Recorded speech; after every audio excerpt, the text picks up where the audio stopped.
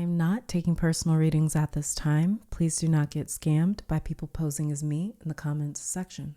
Hello, beautiful souls, and welcome to my channel, Roseology. So today's reading is for those of you that feel particularly close to or called to ancient Kemet, aka ancient Egypt. Maybe like you lived a past life. So we're going to be channeling messages from the ancient Commission Neter, which is just another way of saying ancient Egyptian gods, deities, spirits, aspects, however it is you see it. We're going to be channeling messages that is working in or around your life right now. They saw spirit or the all as though it had all these different aspects or qualities or characteristics or personalities that manifested itself through these different aspects or spirits or the Neteru. So seen as feminine, others masculine. Some were seen as responsible for order, others responsible for chaos, some responsible for healing, others responsible for destruction. They had a different name for each of these different identities. So Neter to a lot of people is a take on the word nature. And so it's just a way of saying that nature is an expression of source energy or God. So that's what we're looking into, is which Commission Neter is close to you right now, which is at work in your life, and the messages that they have for you. So feel free to select more than one pile today if you guys feel called to it. I hope you all are doing well. The YouTube memberships are finally up and available and working for you guys if you are interested in joining that. It's essentially the exact same thing as Patreon, but I'm opening up YouTube memberships to make it just as easy for iPhone users to join and get access to exclusive content, the same exact exclusive content that's available on the Patreon site. So you guys can check that out in the description down below, because the join button is not available on the channel just yet. That takes a little bit of time, but the link to join is in the description down below to either join the Patreon or the YouTube membership. Before I get into the disclaimers and the meditation, I'm going to be showing you guys which oracle decks I am using in today's reading, because I always forget. So starting off here, we have the Egyptian Gods Oracle cards.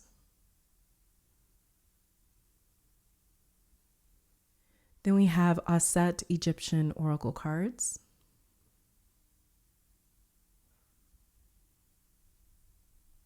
We have the Isis Oracle deck.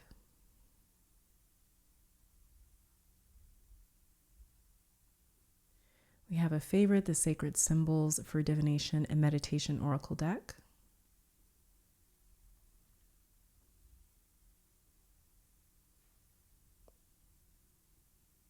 Also used were the Clarifying Life Situations, Love and Career Readings Oracle cards.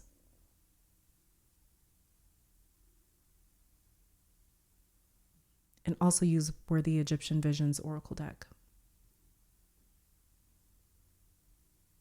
Now, getting to the disclaimers, obviously this is a general reading, meaning that it will resonate with who it is meant to resonate with. Tarot does not control or dictate your life. If you hear something that you do not like or agree with and think that you are fixed to that reality, then you are not using my readings correctly. I conduct these readings for confirmation, not answers. If you hear something for the first time, please do not take that message without receiving further confirmation from your higher self and spiritual team. Realize at the end of the day that you have the final say with your destiny. Your free will is your power, and what you choose to do with it will determine your life outcomes, not a pick a card reading on YouTube. So please be responsible and accountable for your own actions, and use this as a guide to help decipher the messages that your spiritual team has been trying to send you all along. If you would like to participate in this meditation, this is a general reading for the collective. So in order for this reading to resonate with you personally, you have to personally be synced into the energy of this reading. To help you guys do that and help you select a pile with your third eye, not your physical ones, I will be offering a 60-second meditation. Halfway into it, I will be placing crystals for my clairvoyants that like to pick piles with objects on them. And after the clairvoyant pile selection, there will be a clairaudient selection where I play a different tone for each pile, and you can select a pile based off of which tone resonates with you the most. If you're drawn to another pile, that's because there is another message for you in that pile. So if you're ready, get into a relaxed position, become aware of your entire body, starting with your feet and working that awareness up in sections from the feet to the head. Then take a deep breath in through your nose for around 5 seconds. Hold that breath for 3 seconds, and then exhale for 6 to 7 seconds. Then ask your guides, spirit, ancestors, the universe, or all of them to connect you to your higher self, so you can receive confirming messages as to the Commission Neter at work in or around your life right now. So this is pile number 1, pile number 2, pile number 3, pile number 4, and pile number 5.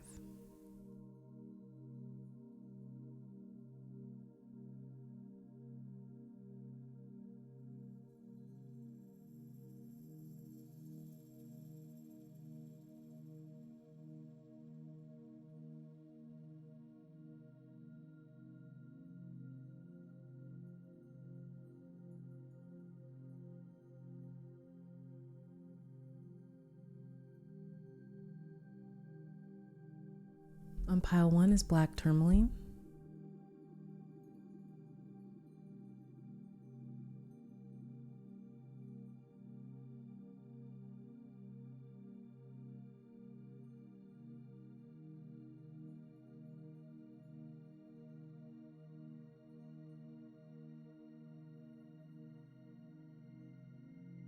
On pile 2 is celestite.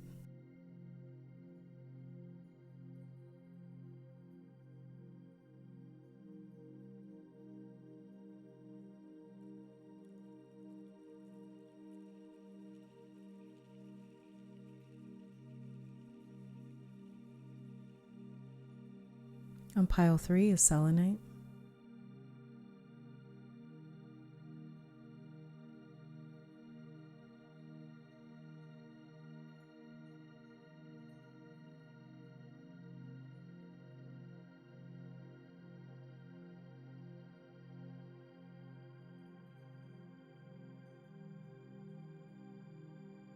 On pile 4, I believe it is stromatolite.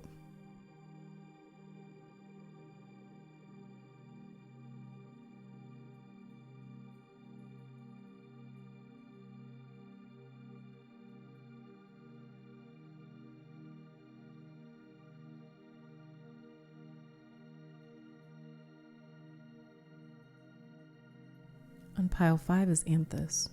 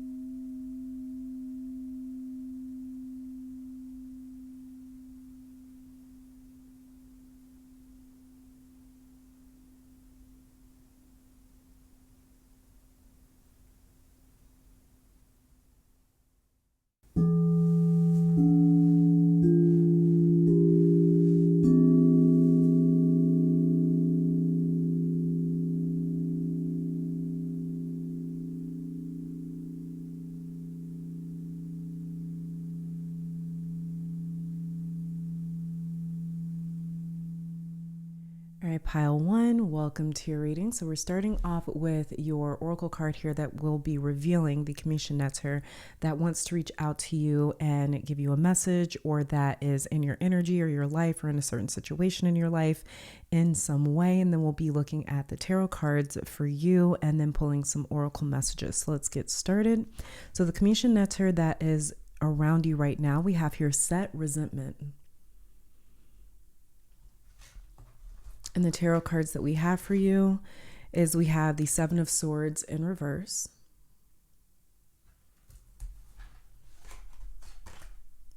Then we have the Eight of Cups upright.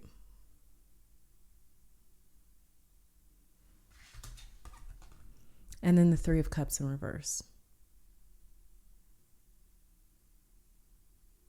Okay, pile one. So Set had many roles in ancient Kemet. He was seen as a benevolent netter in the early dynastic period, and even as one of the only spirits who could resist Apophis, who was this great serpent of evil.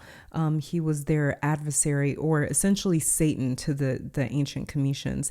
So he was the only one that could actually keep the great serpent Apophis or Apep at bay.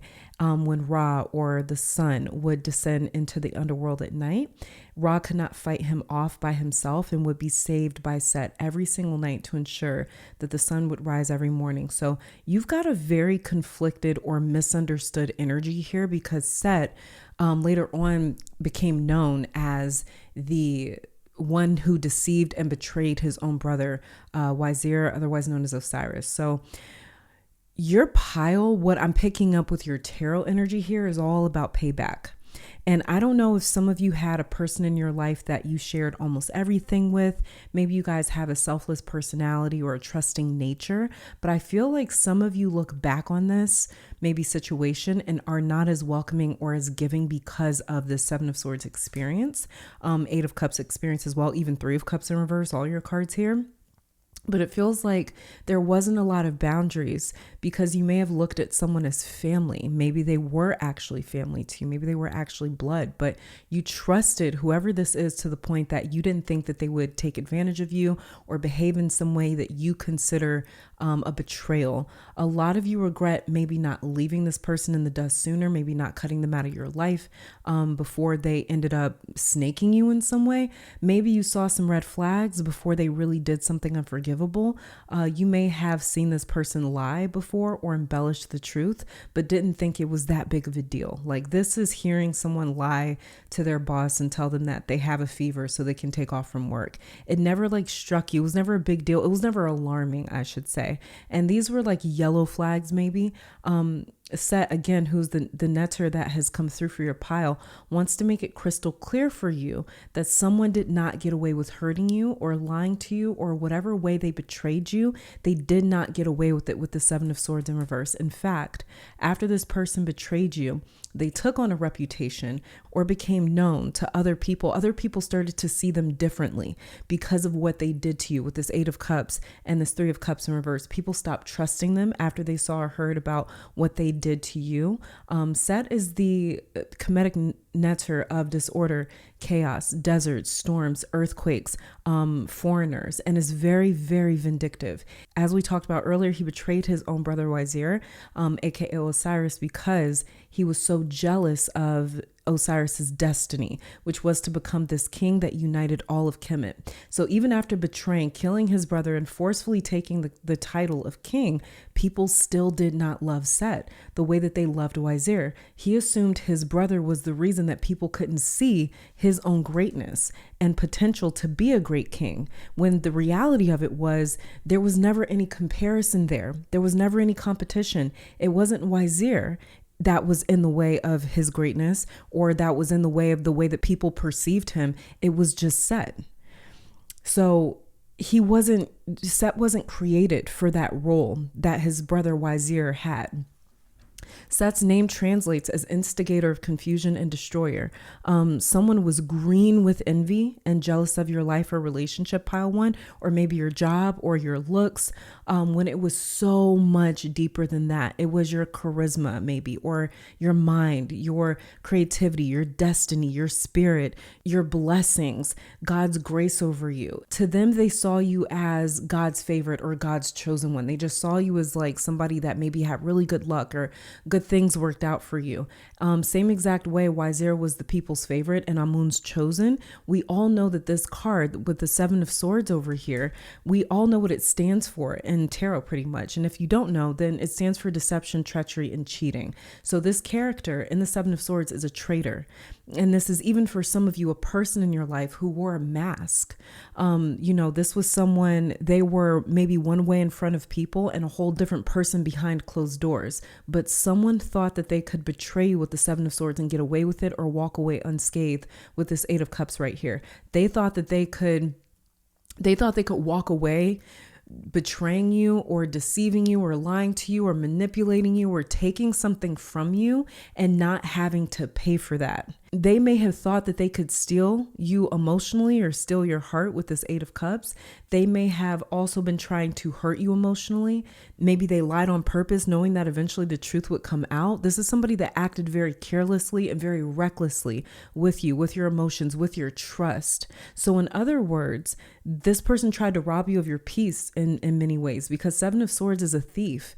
This is someone that sees a lot of swords, and maybe they think to themselves, because pile 1 has so many swords, they're not going to notice a few of them missing, or they won't miss them. They don't need all these 7 swords. Or for some of you, this person thought that they could do better with these swords than you could.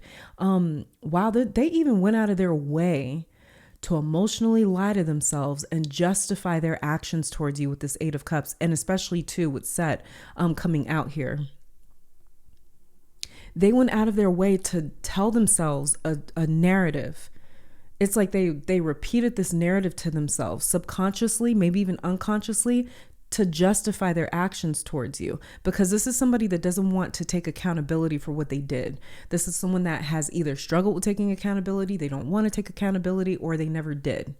This 8 of Cups is them saying, I wasn't getting what I needed here, or pile 1 wasn't here for me anyways, or I deserved what pile 1 had, so I had to do what I had to do. The 7 of Swords right here, they actually manipulated themselves into believing you deserve to be treated this way, or that you didn't deserve their loyalty. This person is kind of twisted. Also, whatever this individual took from you, if they took anything at all, it ended up hurting them, is what I'm seeing, is what Set's showing me here.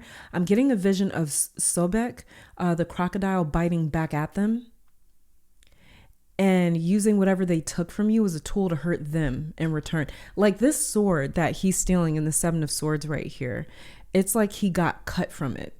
Or an example would be like, let's say someone stole money from you and turned around and tried to invest it. Just an example. That investment ended up crashing and costing them more money than they put in. I don't know if that's, I don't know if that's how investments work, but it's just an example. Or like, let's say that this is like someone's partner being like, quote unquote, stolen.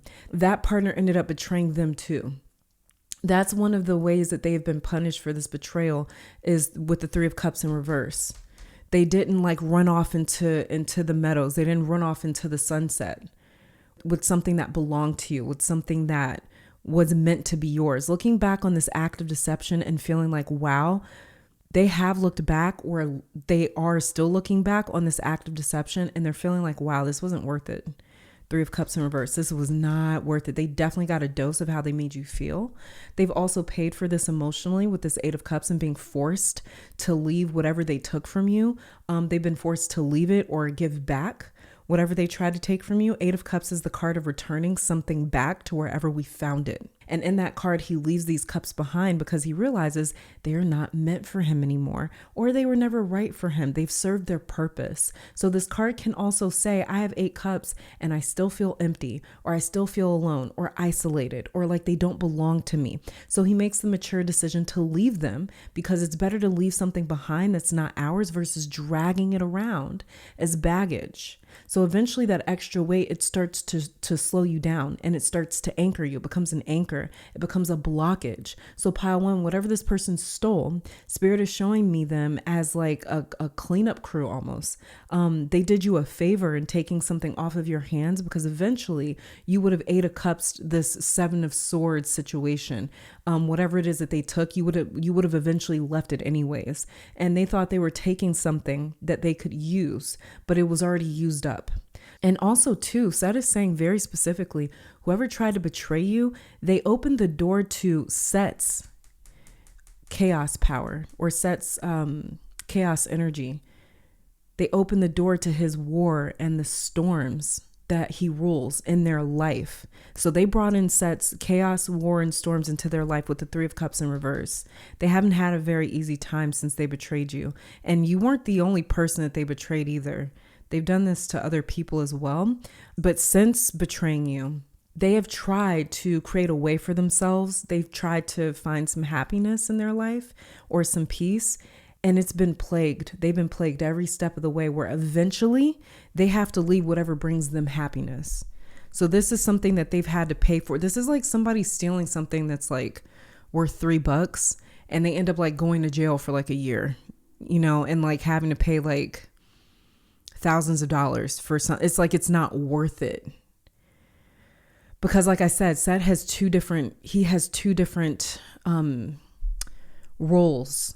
Set for you, like we talked about in the beginning of your reading, Set for you shows up to help fight off your adversaries. Like we talked about in the beginning, where Set would help Ra fight off Apep or Apophis every single night. That's how Set shows up for you, as a ally, somebody to help you fight off people that have the evil eye, the same evil eye that Set was known to have, or that Set was plagued with. And then Set ends up showing up in this other role, or this other identity, for whoever tried to betray you with the Seven of Swords. He shows up for them as chaos, as wars, as storms, as challenges, as barren land. There's no fruit here. Three of Cups in reverse. He shows up as difficulties and obstacles and blockages for them. Let's start grabbing some oracle cards, see what other messages Set has for you. Let's grab some other messages to see what Set wants to say to you guys. Pile one. Wow, that flew out. Okay, so we have here flames of passion. Let the flames of your passion light your way, but be mindful of the fires that they may ignite in your journey. And then we have ignite ambition, pursue desires with drive and face consequences bravely. Keep an open mind as answers reveal your journey. And then we have answers unfold underneath the deck. It says, keep your mind open and be willing to learn from this experience and make a change, embrace growth, seek new paths, and welcome transformations with an open heart. So with flames of passion here, what's coming through is like there was just a lot of passion in situations. Somebody really wanted what you had badly. They burned for it. They wanted it. They desired it. It was like a fire burning in them when they looked at your life, or they looked at a certain part of your life or something that you had, and they wanted it very badly. Also, too, this is kind of telling me that for you guys, whatever may have been taken from you was something that you really wanted at a certain point in time. It was something that you felt the flames of passion for, and you guys learned how to pivot. You learned how to make a change. You learned how to almost like turn that passion off for whatever was taken from you. And you guys learned how to sort of, like it says here, embrace growth, seek new paths, and welcome transformations with an open heart. You guys learned how to want something differently. So especially for those of you, if it's like because we have 2 cups cards here. So especially for those of you, if something was taken from you that was like a relationship or a person, maybe they betrayed you in some way. You guys, in a way, you almost learned to spot the red flags, and you guys learned to want things that are better for you, or want things that This is like a transformation with you guys' desires and your attractions. You don't want the same things anymore because of this situation. Maybe in the past, maybe the situation, like I did mention that earlier, there may have been some yellow flags that you guys sort of ignored. In a way, you may have known it was a little risky to have something in your life or have someone in your life, or maybe like, again, you saw yellow flags, like you knew that this person or situation was capable of being deceptive, but you just didn't think that it would happen with you. And so for you guys, it's like now you don't overlook things like that anymore. So there's a big transformation in terms of you guys' boundaries, what you're attracted to, what you allow in your life, what you make excuses for, what you overlook. That is just, it's completely different now. It's really opened your eyes. The situation has seriously opened a lot of you guys' eyes. Let's grab a couple more messages for you guys from Set.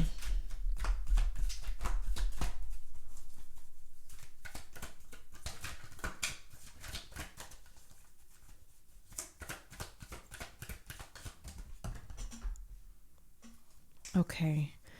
So we have here doubting underneath the deck, and then we have drawing closer. It says something is around the corner, attracting the right things, bringing closer together. This is exactly what I was saying with flames of passion and make a change. It's like you guys are attracted to different things now. So you guys are definitely attracting the right things. You're attracting the right type of passion in your life, the right type of interest, the right type of people, the right sort of situations and experiences that are not going to see you or see something that you have or see something within you that they want or that they're envious of or that they try to take for themselves. So something is around the corner that's actually good for you. It's beneficial for you guys. It's healthy for you. It's honest. It's loyal. It's true. Bringing closer together. So drawing closer for sure. Then we have here doubting underneath the deck. You guys may be doubting that the right thing that's meant for you is around the corner. You guys may be doubting because of this past situation that whatever it was that was taken from you, you may be doubting that you're going to find something like that again, or feel the flames of passion again. You guys may feel as though that was just killed in some way because of this situation. But doubting says unsure about something, someone, lack of trust and confidence. The choice is unclear. Okay, reading this, I have to say for my pile ones, if you had, okay, all right. This is only for my pile ones that you have someone or something or maybe a situation in your life that you have seen some yellow flags. Maybe you have overlooked it. Okay. Maybe you haven't gone through a Seven of Swords betrayal. You guys that haven't gone through that, but you have some doubts in your mind, or you've seen some yellow flags, you've seen some concerning things. Your intuition has been triggered, okay? You've seen things that you maybe don't agree with or you don't like. You may be unsure about something or someone. You may not trust them as much or confide in them a lot. There could be a choice in your life that's not clear. Listen to these doubts, okay? Definitely take these doubts seriously, because this is, again, this is you guys' intuition trying to tell you not to trust something for a reason, okay? Not to trust it for a reason, to not turn your back on it, to not unconditionally trust something or someone, because someone or something has maybe some questionable morals, or they are jealous and envious of you. You guys may even know that there's somebody or something in your life that is envious of you, or they like what you have, or they wish that they could have what you have. Maybe they make jokes about, having your life or something like that. Maybe you notice that when good things happen for you, they're not happy for you with this Three of Cups in reverse. They may also make you feel emotionally neglected or emotionally empty or emotionally lonely, like they're not there for you emotionally. This may be somebody that you would describe as like a little selfish. They're always calling you, telling you about their problems, but they never ask you what's going on in your life. Maybe you feel as though like you would like to confide in them and tell them certain things, but before you do, you always bite your tongue. You can never actually open up to them and tell them things because something in you is like, nope, don't say it. Don't trust them enough to let them in like that, or to tell them some private things happening in your life. Listen to these things, take it seriously, okay? Because you guys could potentially avoid a Seven of Swords situation. Do not be paranoid about it. You guys are protected. You guys are protected by Set's energy. You guys are protected by your spiritual team. Trust in that protection, but listen to your intuition. Okay, like our intuition is there to protect us. When we don't listen to it, that's when we make ourselves vulnerable. Okay, so please take it serious. If you guys are unclear about whether you should trust someone or something in your life, go to spirit, go to your guides, go to Set if you're open to that, and ask for clarity. You will get that clarity. After you ask for that clarity, pay attention to your dreams, pay attention to your gut feelings, pay attention to your instincts and your intuition, and do not doubt it. Don't overlook it, okay? So, yeah, this is for those of my pile ones that haven't been through a Seven of Swords situation at this point in time.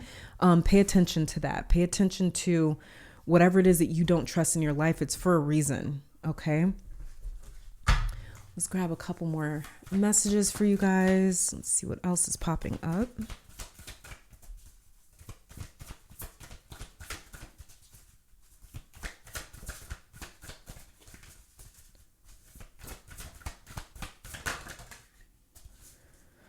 Wow. We have Stormy. And what did we talk about? Set rules. He rules storms. So there is a lot of my pile ones. You guys could be in the middle of this situation right now that's stormy. You may feel as though there's chaos in your own life.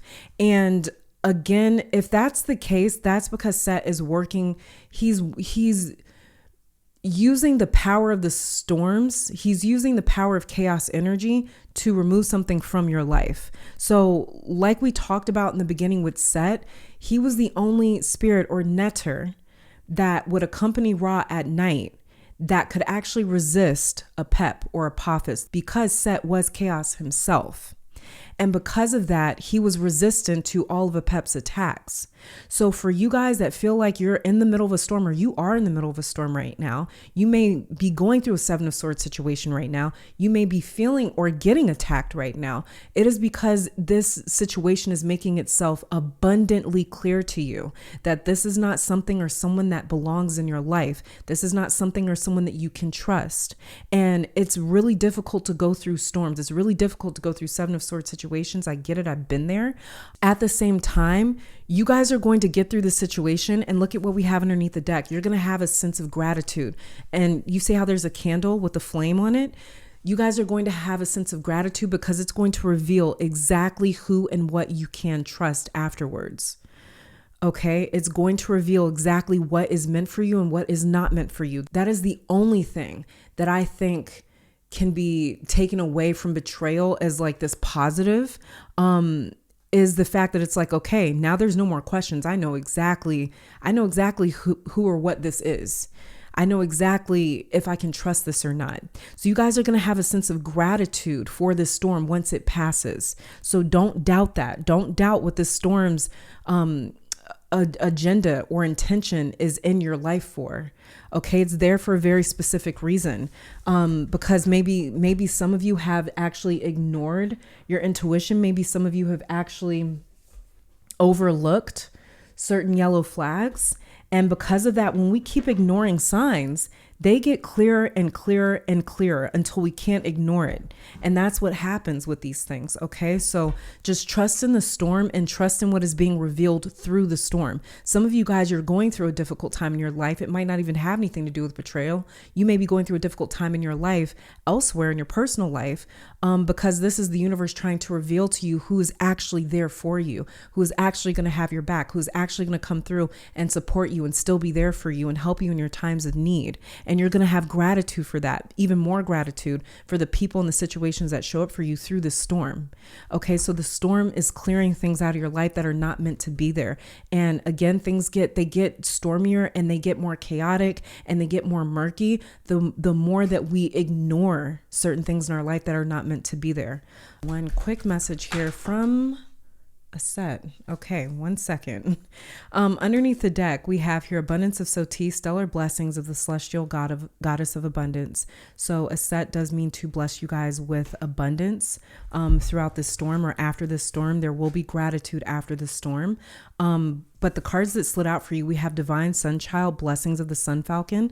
This would be Horus or Hor, who is the child of a set. And then we have the Eye of Horus. So Horus, he came out for you guys twice. And Eye of Horus, Awakening Divine Perception. And you know what's actually funny is Horus is the one that actually ended up avenging his father Wazir. So he was the one that actually ended up going up against Set and banishing Set or destroying Set, getting rid of Set and avenging his father's betrayal and death. So you guys have a vengeful, protective spirit around you that is inflicting a lot of karma on the Seven of Swords situation or person, okay? For Horus to come out twice, and Horus was the main one that went up against Set and got rid of Set and finally restored order and balance to all of Kemet. Like I said, you guys are getting Set's protective side, and you guys are also getting Horus's protection around you as well. Like I said, you guys are protected. You're going through the storm, but you're going through it protected. There's no better position to be in when you're going through a storm or a certain situation that feels like it's trying you and it feels like it's challenging. And it feels like we're going through these trials. There's no better position to be in than to go through these things with protection and with cosmic support and spiritual assistance. So with Eye of Horus, Awakening Divine Perception, like we talked about, something is getting extremely clear for you guys through this storm. Awakening Divine Perception. This is the awakening of your third eye. This is about listening to your intuition, listening to your instincts, opening your third eye and looking through your third eye to see what's actually going on. So this is about using discernment. And then Divine Sunchild, which is Horus, actually has blessings. He wants to bless you as well. So Divine Sunchild here says, blessings of the Sun Falcon, the Divine Sunchild Horus, son of Isis and Osiris, flow to you now, beloved initiate. It is time to allow your life to flourish without limits, to let your light burn bright and without veil, just like the midsummer sun, burning without contest in the Egyptian desert. Blessings of the Sun Falcon herald the time when your divine legacy is being born. It is your time to burn bright. And it's really interesting because you guys also got the flames of passion, talking about something burning very brightly in your life. And then with Eye of Horus here, it says the Eye of Horus brings divine perception, protection, and insight. You are gifted with certain spiritual abilities, including divine sight, that are awakening and growing now. You have much divine support and protection, like we've been talking about, so that you may grow your abilities and serve others with your divine gifts. Trust your perception and know that you are divinely protected. Whatever the Seven of Swords situation or person was, they were also jealous of you guys' divine gifts, your spiritual gifts. And Abundance of Soti says, abundance in many forms is flowing to you now, beloved. Intend right now to receive it. So you guys intend to receive it. Don't doubt it. It says, just decide to do so in your heart this very moment. The oracle of the Abundance of Sotis comes as guidance to expect increased flow and to continue your good works of building channels through which abundance can be delivered to you. Freely share your talents, love, wisdom, and self, and enjoy the abundance responsively flowing to you in many forms over and over again. So this is just talking about, for me reading that, this is just talking about the good karma that you guys have coming your way. Okay, just a final message for you guys. Let's see what you get. Underneath the deck, look, we have Ra here, creative power. Raw creative power, and then we have Giza Plateau, sacred journey. You guys are on a sacred journey right now. This is that storm in your life. It's taking you on a sacred journey. And it says, the channeled message from Tahuti with this Giza Plateau says, I was the creator and spiritual builder of the Great Pyramid and Giza Plateau. Come to visit when you can, but always take care to see and feel the energy here first before the structures. Many ancient initiates worked hard to leave you a special place of pilgrimage that will always exist. See past the illusions and fears of the modern world and trust that a sacred journey is always a worthwhile experience. The card meanings, when it comes to abundance, it says money may be slow coming, but will magically appear at just the right time, just like that Abundance of Sotis card, and blessings of the Sun Falcon. And gratitude over here, make a change, drawing closer, It says, especially if your purpose is to do with spiritual travel to any sacred location. When it comes to love, it says, allow time for the mysteries of the universe as you develop your spiritual and healing gifts, or simply spend time alone in meditation. Any relationship will be improved, or a new one will finally be just right for you. This is that just right person. Like it said, where is it right here? Attracting the right things. In terms of work and career, it says work that is aligned with your interests and values may be hard to find. The need to follow the path that calls you is best followed, and with time will be successful. When it comes to travel, it says to Egypt or any sacred power place is recommended. When it comes to health, seek expert spiritual healing. Sudden spontaneous healing of major health concerns is possible.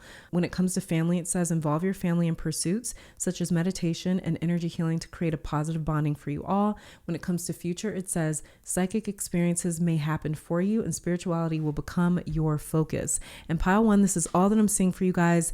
Thank you so very much for tuning in. Let me take this time to thank your guides, my guides, our higher self, amazing spirit, as well as even Set for coming through, and Horus for coming through and delivering these messages for you guys. I'm going to leave you guys off with your spread here to divine your own messages if you feel called to, and I will catch you guys in the next one. Bye.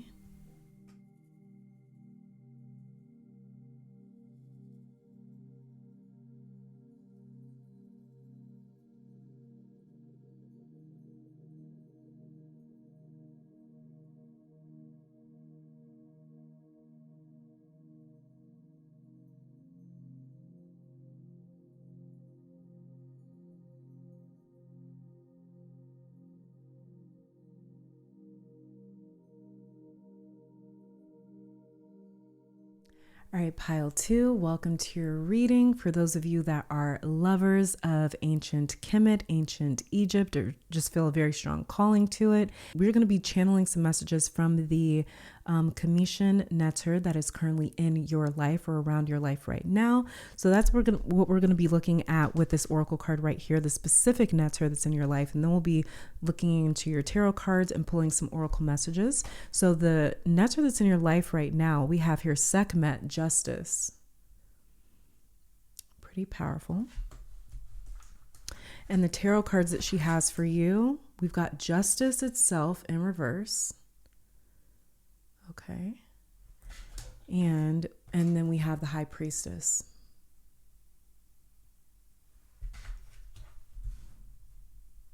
These are kind of similar cards in a way.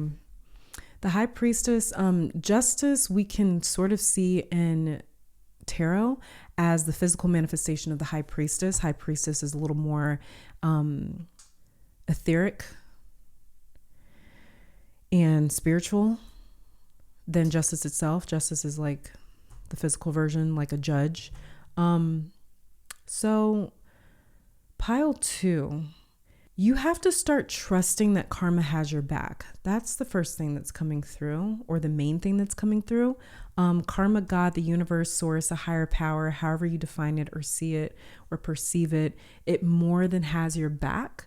But it feels like some of you feel or are waiting or expecting God or the universe to take you somewhere and then just like leave you or drop you or forget about you or turn on you even. There's an issue here. Your Justice card is saying there's an issue here with trust, for it to show up in reverse.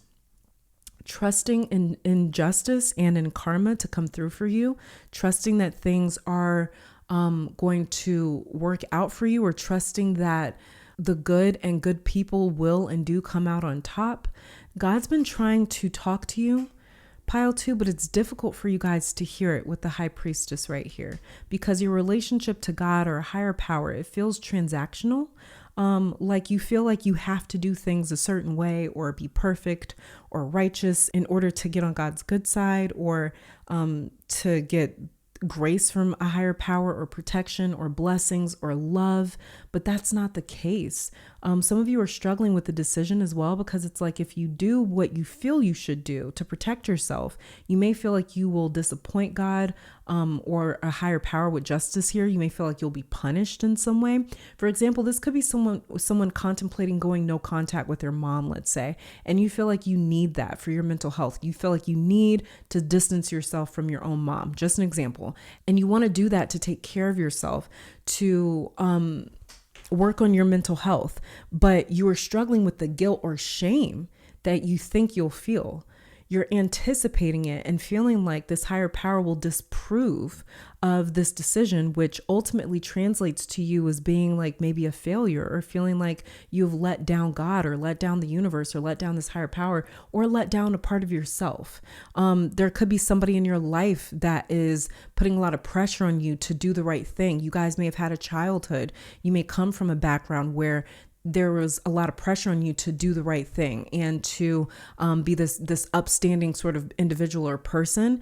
And you may not have resonated with all the different things that they thought you needed to be, or that they told you that you needed to be.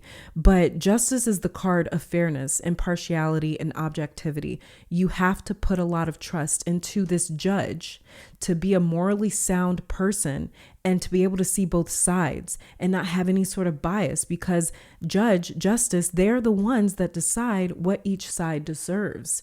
And somewhere you guys may be struggling to trust in the good of someone or something. You may be assuming that things won't work in your favor, or someone won't hear you out or see both sides. You may feel very alone and isolated because of this as well, or even afraid of what's going to happen. You may think things won't work out for you, and you're not being impartial with your own self, with the high priestess over here. Justice is the judge of tarot, and it's the card of balance. As we can see, there's scales that justice is holding. There's these scales right here, if you guys can see that. This means with justice holding the scales here, this means as above, so below, kind of as within, so without. It's the Hermetic law of correspondence being directly at work here in the Justice card, which states my inner reality will reflect my outer reality and vice versa. What I feel or subconsciously think I deserve, I will simulate in this reality, in this energetic reality. It talks about what we deserve. It talks about worthiness, because that's what judges do, right? They determine which actions of ours deserve what consequences. They sentence us based off of our actions. In other words, the Justice card also talks about our self-worth manifesting as this judge in our life. So it's like our self-esteem can be used as this tool to either punish us or reward us, depending on the actions that we do.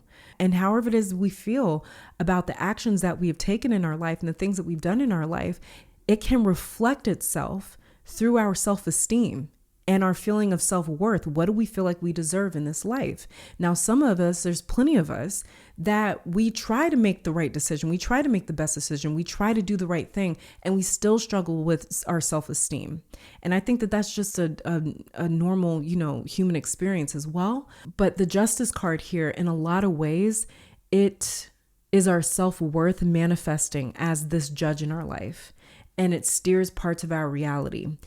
And justice is also a virtue card, which means it can carry this weight to it that can feel irreproachable. Like if we're not sinless, we don't have a right to these virtue cards. We don't have a right to being rewarded. But that's not true. We are human and meant to live life, which doesn't mean we're going to get things right all the time. We're not going to be perfect all the time, but to fail doesn't make you a failure, just like regret doesn't make you wrong.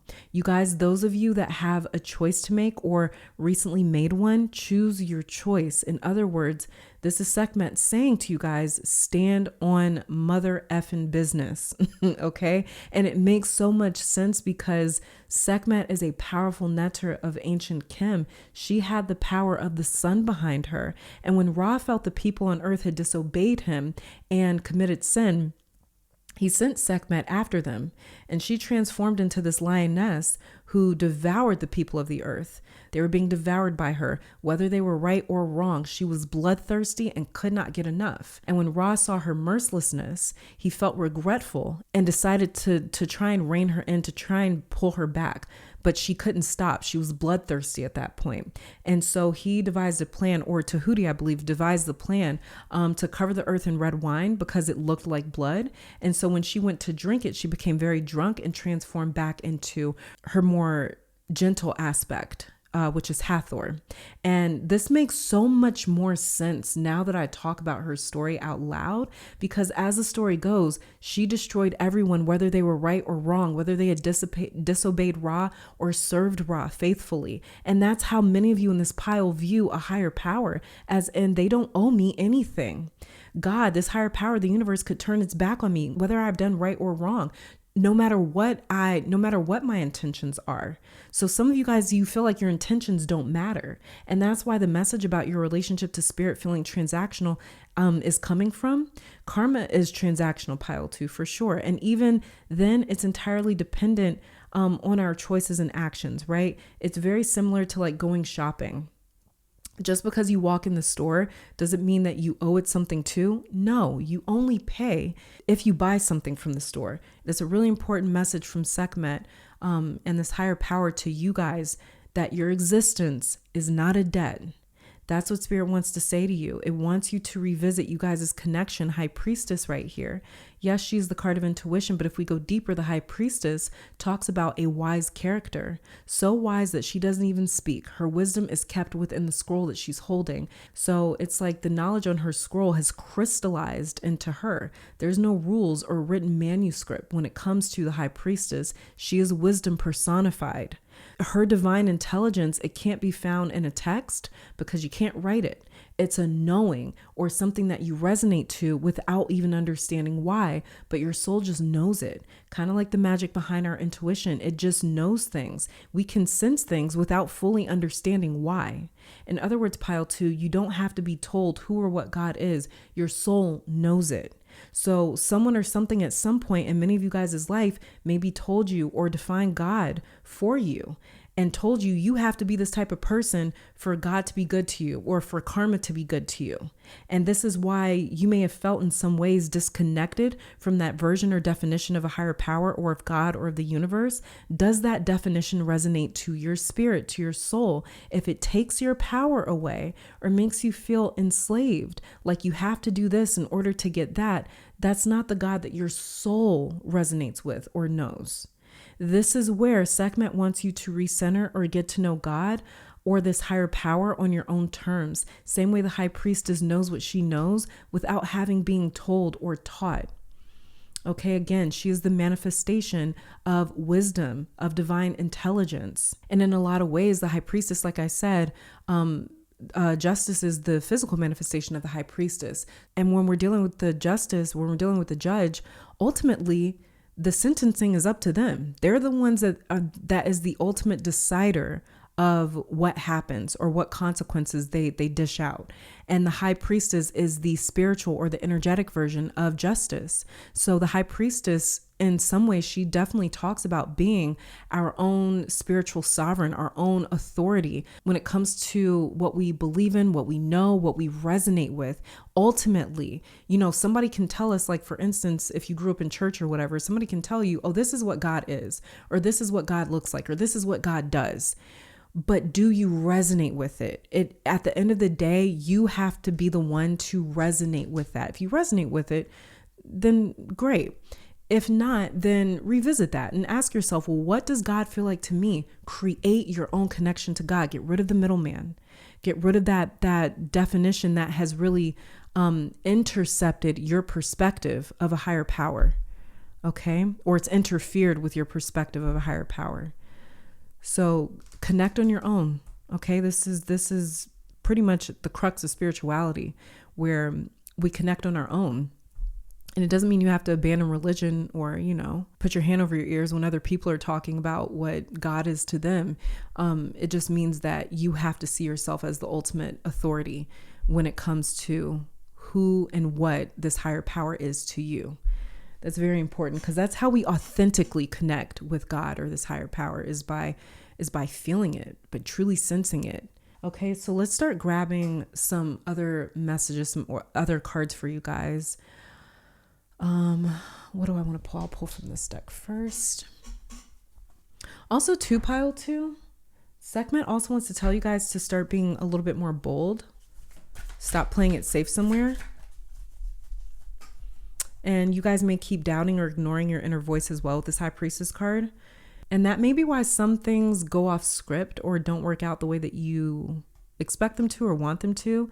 So you guys may have been having like a really difficult time as well, trusting in God's plan or the universe's plan or the universe's promises to you. Okay, well, let's get some additional messages here. Let's see what else we got going on for pile 2.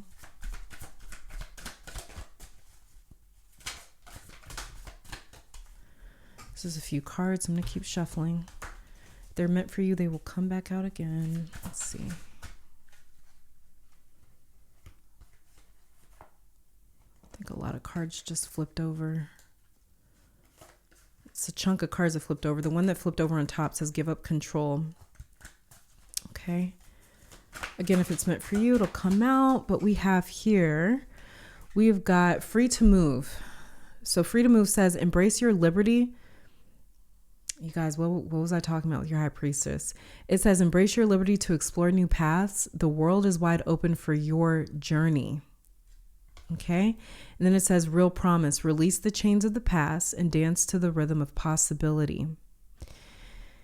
So what's funny to me is that it says embrace your liberty to explore new paths, embrace your own freedom to explore new paths, to go where you feel led to go, to explore the ways that you feel called, whatever callings you feel, or whatever is reaching out to you, go explore it. Give yourself the freedom and the permission to explore your own truths.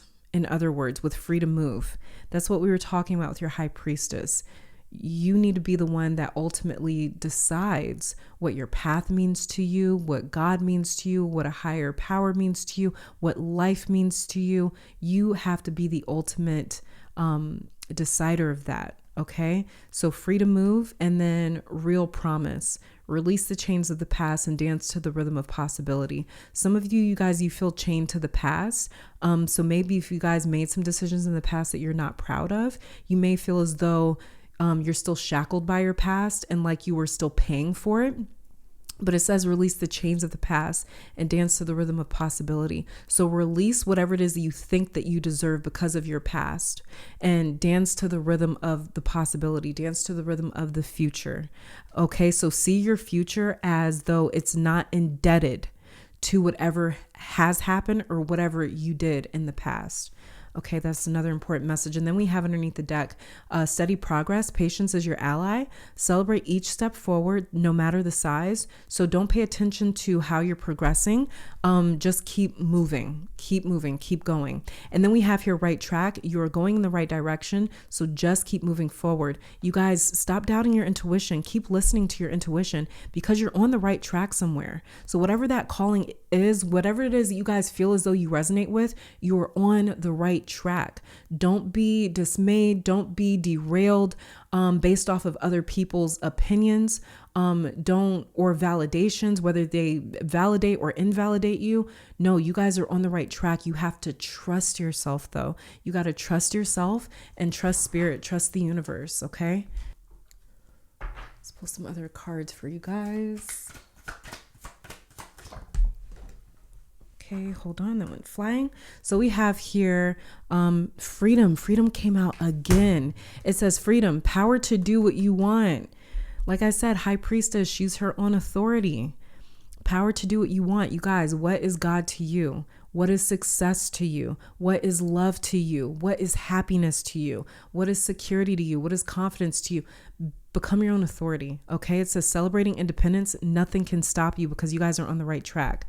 So there's nothing there to stop you. Absolutely nothing. And then we have underneath the deck here, priestess of light. Oh, sounds a lot like the high priestess. It says your light shines for others. The world is your oyster. You are a powerful manifester. So there's a lot of possibilities. I think, yeah, this one also says right here, real promise, release the chains of the past and dance to the rhythm of possibility. So you guys are a powerful manifester. The world is your oyster. There's a lot of possibilities at your fingertips. It's just a matter of believing that you deserve it. Like what we talked about with your justice in reverse. A lot of you guys, you sort of see the universe or this higher power or whatever it is that you see has the authority on what you deserve in your life. You see it as transactional. Like I have to be perfect. I have to be righteous. I have to make all the right decisions in order to receive blessings or opportunities and joy and to be happy in life. And that's not the case. You guys need to become your own authority. Do you feel deserving of a good life? If so, then don't doubt it. Don't question it. Really ask yourself that, sit with it. And once you are able to truthfully answer that, do not question yourself. Okay. Let me see what else. I'll grab this deck here next.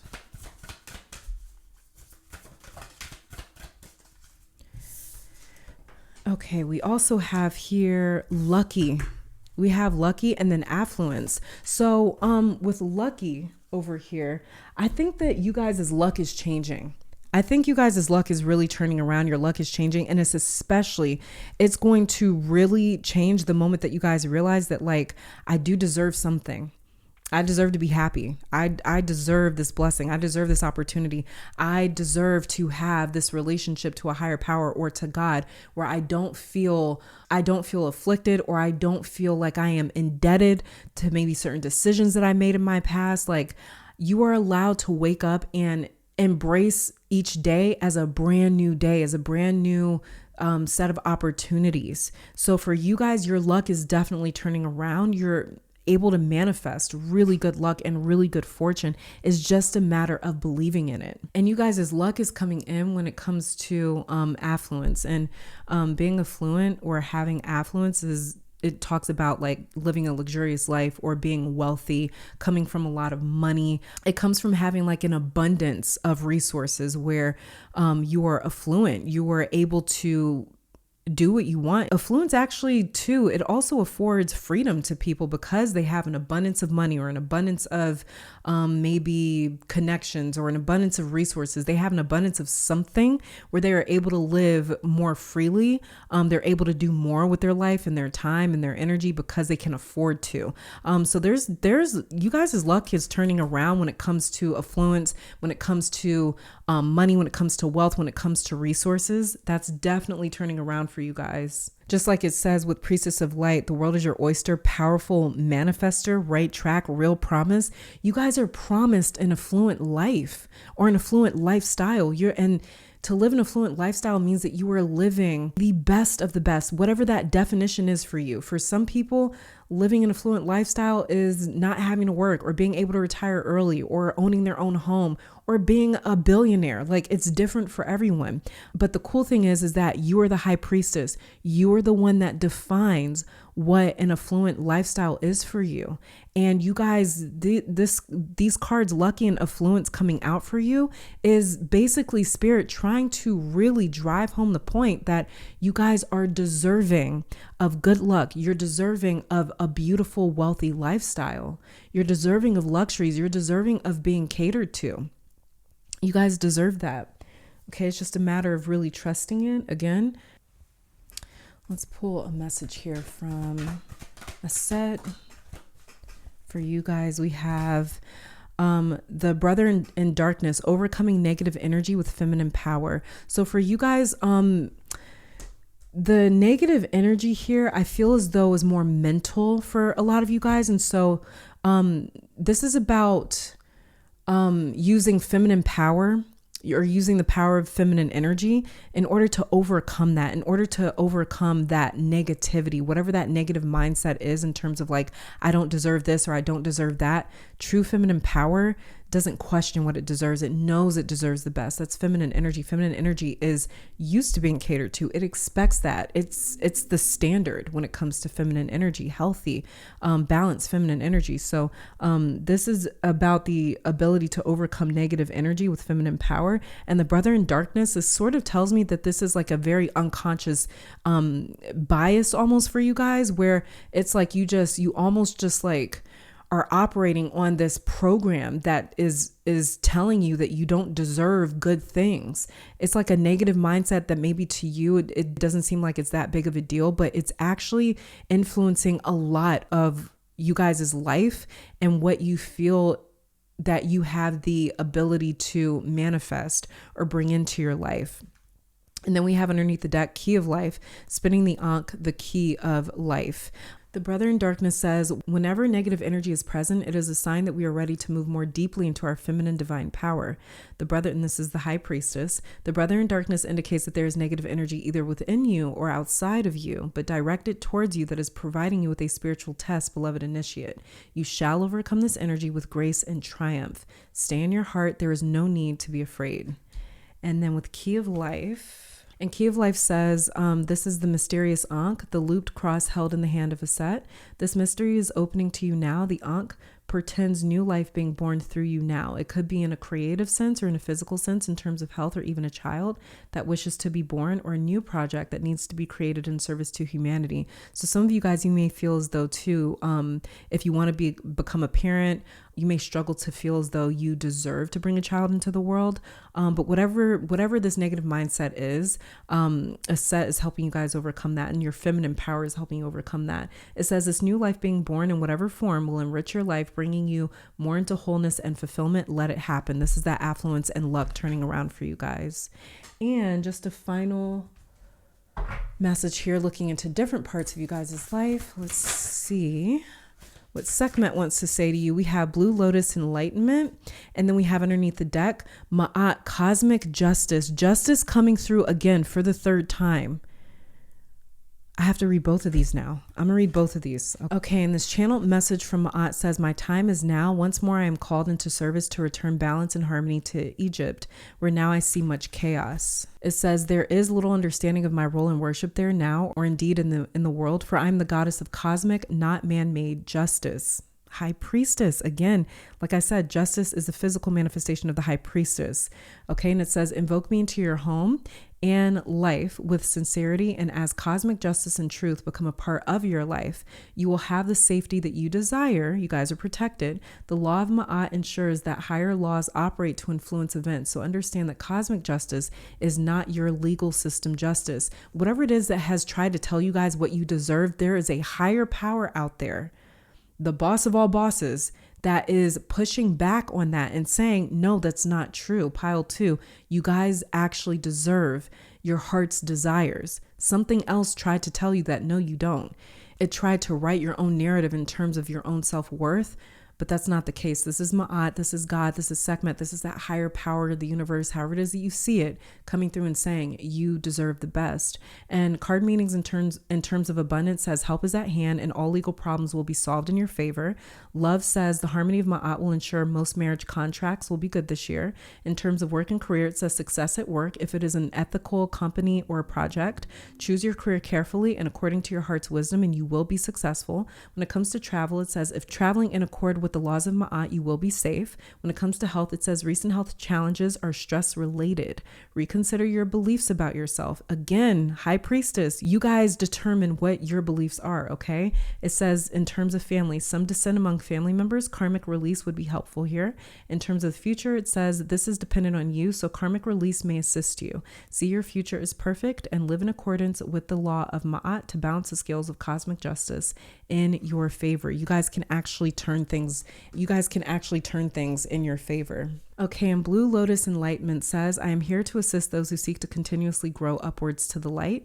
Learn to live life as a lotus flower floating on the often cold and murky waters below you, but each day you awaken and open your fragile petals. So to the warm rays from the sun god Ra, let none cut you down or destroy your beauty with words, for your sole purpose is to evolve ever upwards to the light.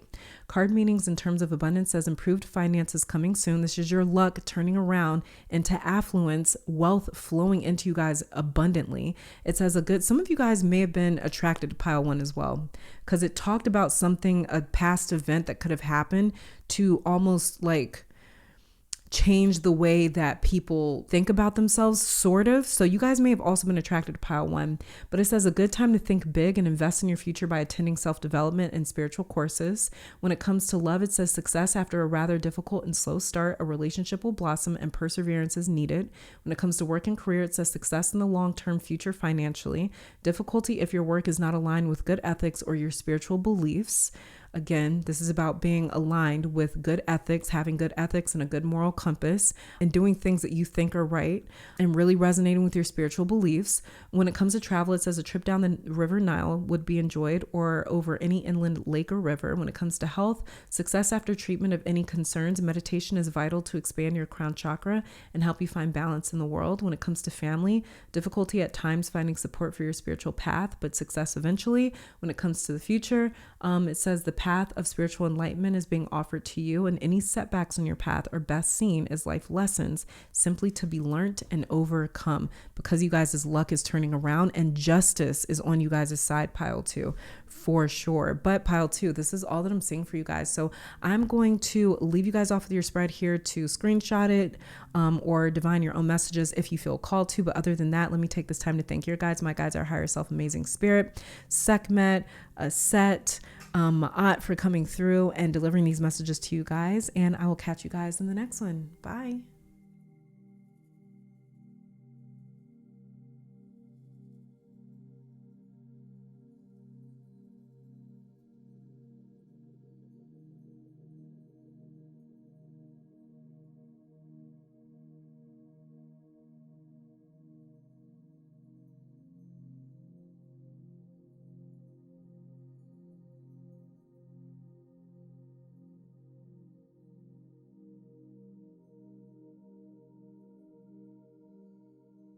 Pile 3, welcome to your reading. For those of you that are lovers of ancient Kemet and their Netzeru, spirits, gods, deities, whatever you want to call it or look at it as, we are just channeling some messages from a specific Cometian Neter, or aka Egyptian god, to see what they want to say to you or how they're at work in your life right now. And that's what this oracle card is going to reveal, is a specific Neter at work in your life. And then we'll be looking into some tarot cards and pulling some additional oracle cards. So the specific Neter in you guys' life, in or around your life, we have here Wazir, aka Osiris, his Greek name, and he represents death and rebirth. Very Plutonian vibes. And the tarot cards that we have for you, we have the 5 of Swords, and then the 9 of Pentacles.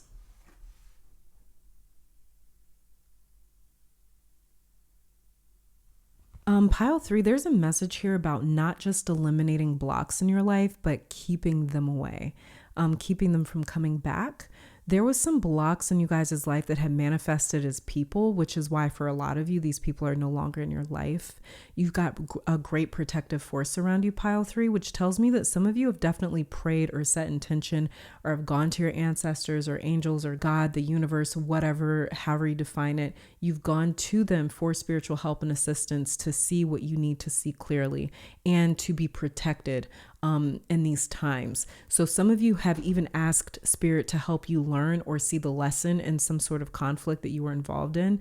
But you guys have a lot of protection around you because Wazir, or Osiris, his Greek name, he was firstborn to Geb, father of the earth, and Nut, mother of the sky. Because of him being the firstborn, he was supposed to become ruler of the world, and he was betrayed and murdered by his own brother Set. And because things came easy to Wazir, his title, his leadership role, the love of the people, and their admiration, after Set murdered Wazir, his wife Set, aka Isis, repaired Wazir's body, but she couldn't find every piece of him, and because he was incomplete, he became Lord of the Duat, or Lord of the Underworld, and that's why he is associated with death and rebirth. He'll represent things like nature, who goes through the cycles of death, like during the winter time, and then sprouting back to life, like during the spring. So he better yet represents cycles of dormancy and then revival. So with the 5 of Swords here, some of you are or have or will be going through an ego awakening. Wazir is calling it for you guys. That's how he's coining it or terming it. He's saying that you won't experience it as an ego death. You've had those before, and this is going to feel different. It's going to feel like another part of you or another part of your awareness really opens up. And Wazir is saying that he'll be with you every step of the way. For those of you that have asked for more clarity or better clarity, you want it to be very clearly laid out for you what is not meant for you.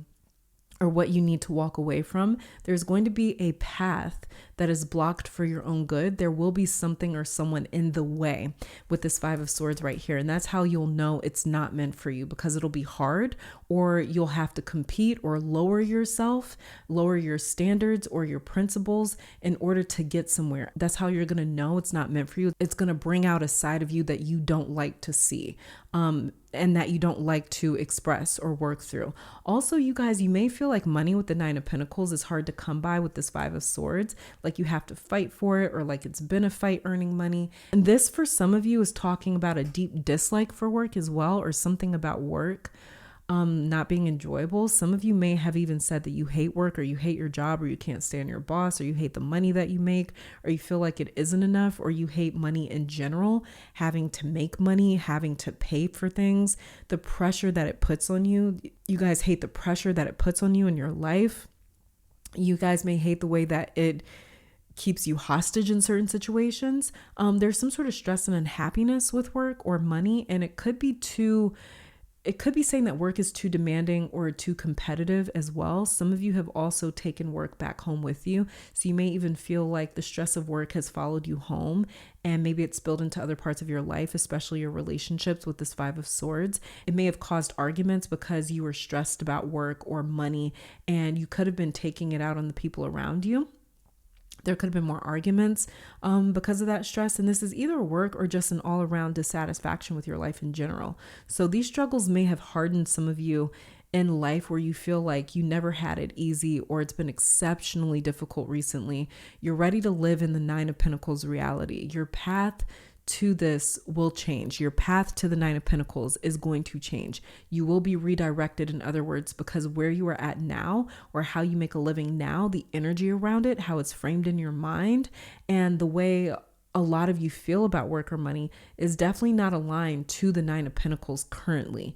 It could be how you're spending, or how you earn, or where you work, but this Five of Swords stress is breeding a toxic mental environment for many of you that is counterproductive to getting to this Nine of Pentacles. So your mind, it's like your mind is too busy, it's too distracted with stress or everything that you've got to do. And you know what this is? You guys are burnt out. That's what this is. You guys are burnt out mentally. At this point, it's like you're mentally dissociated from work. Like your body is there, but mentally you're not. You can't work. You can't wait to get off from work. You dread going in. You dread when the weekend's over. Wise Cannon will show you how to reframe your mind, as well as reconnect back to your body and how to get present. He will also help those of you struggling with structure or discipline, maybe staying faithful to your goals. He'll help you to adjust. He'll help you adjust to doing hard things. The productive tasks that's going to help you get to this nine of Pentacles right here, he's going to help you with. I kind of want to pull, hold on you guys. I kind of want to pull some clarifiers. So hold on, let's see what we get for your Five of Swords real quick.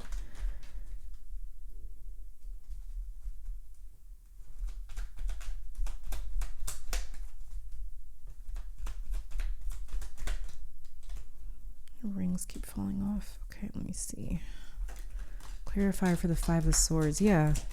Tower, Eight of Swords. You guys feel like enslaved, world in reverse.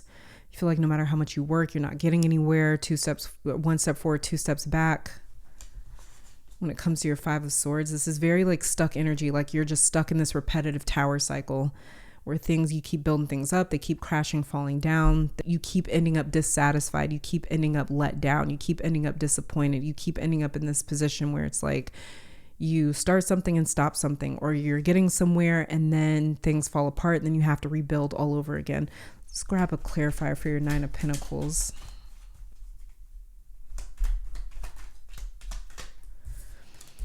We have Fool in reverse.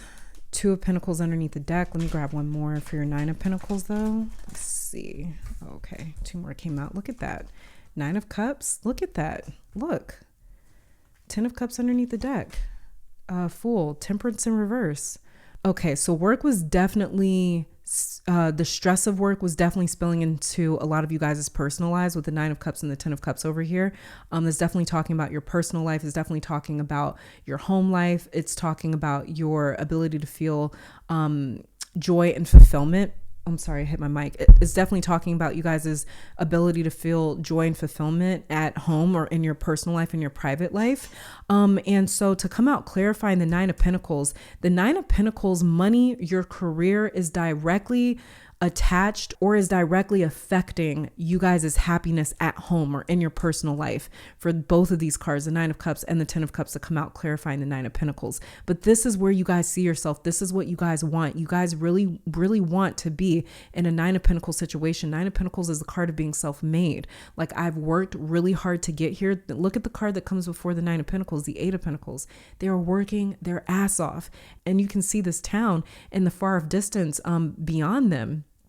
So it's like they are away from civilization, they are away from town, they are away from home. They can't have any distractions. So it's like they are solely focused on work. And because of that, they're missing out on life. They're missing out on their personal life. They're missing out on times that they can't get back. And so for a lot of you, you really ended up hating work or hating the way that you make money because you've missed out on a lot of times that you can't get back, especially if you guys have kids or a family or something like that. Even if you don't have kids, it's like, everybody's getting older anyways. Like, this could be you guys feeling as though you've missed out on time with your parents, your grandparents, your friends, your family. If you do have kids, you could feel as though you missed out on some really pivotal moments in their life. And the Nine of Cups, this is what you guys want to get to. You want to get to a place with the Nine of Pentacles where you're self-made or the money is making itself, and where you guys have a bit more balance, because we have the Nine of Cups clarifying the Nine of Pentacles. This is about balance. Like, I want to be able to, yes, go to work and kick ass at work and be successful and support myself and support my loved ones, but I also want to have personal joy and fulfillment and not feeling as though I have to sacrifice time with my loved ones that I'm never going to get back. It's not worth it in a sense. So with Temperance in reverse, this is talking about a really strong desire to heal your finances or heal your career, heal your relationship with money and your profession. But also Temperance talks about abstinence, and it talks about self-mastery.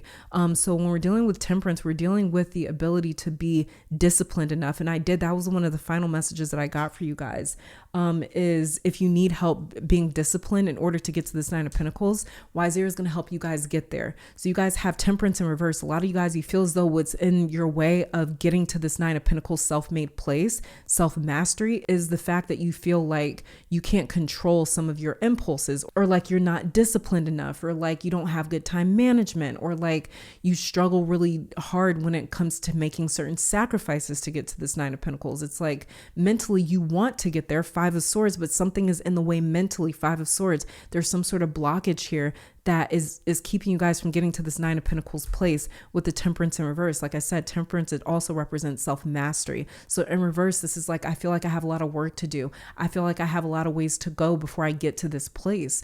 But Fool in reverse is saying that some of you guys, you're a little too narrow-minded. You're a little too focused on the outcome, or you're almost too like we have the Eight of Swords right here clarifying the Five of Swords, Eight of Swords and the Tower card. Your expectations are too tight. They're too fixed. You guys need a little wiggle room when it comes to creating this Nine of Pentacles life. You guys need a little more flexibility when it comes to that, and not being so rigid when it comes to getting to this Nine of Pentacles place. Some of you guys, you're so rigid and like, or you're so fixed on this certain idea about how you're going to get there or how it's going to look. And again, that's kind of creating a few mental blocks for you guys that you need to create a little bit more flexibility with. You need to be a little more forgiving when it comes to everything that you guys are trying to take on. You need to be a bit more forgiving of yourself. You guys are taking on a lot. Osiris Wiseer, he's the father of the people, right? And that's really coming through in you guys' spread here, where it's like you're trying to be a father. What is a father? It's like It's a provider. It's somebody that creates a home and stability and security for its loved ones, or for its for the people that it's taking care of. It takes on a lot of responsibilities. And so you guys may feel as though you have a lot of people depending on you, or a lot of responsibilities. It may feel a bit overwhelming. So this is about being a little more forgiving, a little more flexible, and being a little more open to course correction and trial and error when it comes to getting to the Nine of Pentacles. Like I said, with the Eight of Pentacles that comes before the Nine of Pentacles, he is just running through creating these pentacles over and over and over again, because he's trying to perfect them. And you guys have the Temperance card here, a virtue card that talks about self-mastery, almost like a sense of perfection, but not in that way. It's more so like, I feel as though I've mastered myself. I feel as though I've gotten myself to a point that I'm proud of, and I feel confident in myself. So this is what Wazir is helping you guys sort of tap into or get to. Really, really interesting. Really interesting. But yeah, you guys definitely expect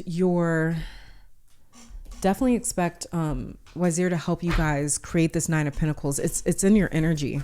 It's in your energy.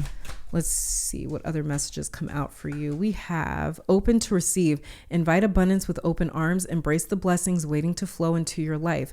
You guys just simply open your arms to receive. Okay. Just open your arms to receive. You guys may be, like I said, your expectations are a little fixed. So this is about just being open to whatever comes in. Divine flow, being open to the divine flow. It says, let go of attachment to the outcome and let the universe bring gifts. What did I just say to you guys? You guys your expectations are too fixed. So exactly, let go of the attachments to the outcome. Let go of how you guys have a fixed mindset on how this Nine of Pentacles is going to come into being, or how it's going to materialize. Let go of attachment to the outcome and let the universe bring gifts. So this is why Zira's saying he's going to bring gifts. Just let go of the attachment to how you're going to get there, or how it's going to come through. And then we have, oh, look at that. Happiness is simple. Find joy in life's small wonders, for they hold the key to a fulfilling and contented heart. This is totally connected to the Nine of Cups and the 10 of Cups that came out clarifying you guys' Nine of Pentacles. A lot of you guys, like we talked about with this happiness is simple, you feel as though or that we talked about with your Nine of Pentacles, you feel as though you've missed out on some really important moments in life, maybe being so focused on work or making money and supporting yourself or supporting other people. So this is about being present when you have the ability to be with your loved ones, or when you guys are enjoying yourself, or when you're traveling, or when you're with friends, or when you're alone, when you're not working, when you don't have to be focused on your responsibilities. Be present, be mindful, be in the moment. If you're just sitting down watching Netflix, be in the moment. Like, just enjoy your time watching Netflix. Like, savor the moment, instead of like sitting there watching a show and thinking about what you got to do tomorrow, or what you got to do in a few hours. Like, happiness is simple. Make happiness a little bit more simple and not so complicated. In other words, pile 3. Yeah, pile 3.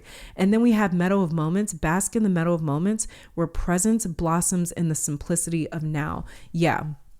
So this is about, definitely for you guys, just making happiness a little bit easier to experience, and not where it's like gotta be so.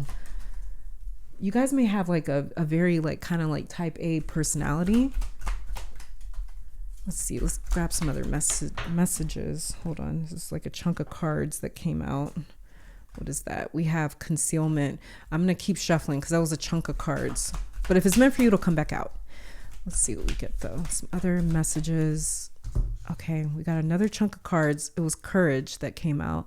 Mental, moral strength to venture, withstand danger, difficulty, and persevere. Again, if it's meant for you, it'll come out, but I'm just looking for one card. So let's see.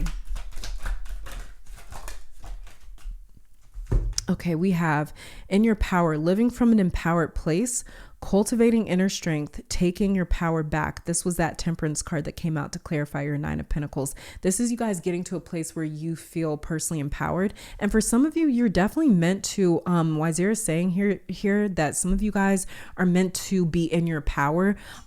especially when it comes to your profession. So you may be meant to be in a leadership role somehow, or maybe like own your own business or work for yourself in some way.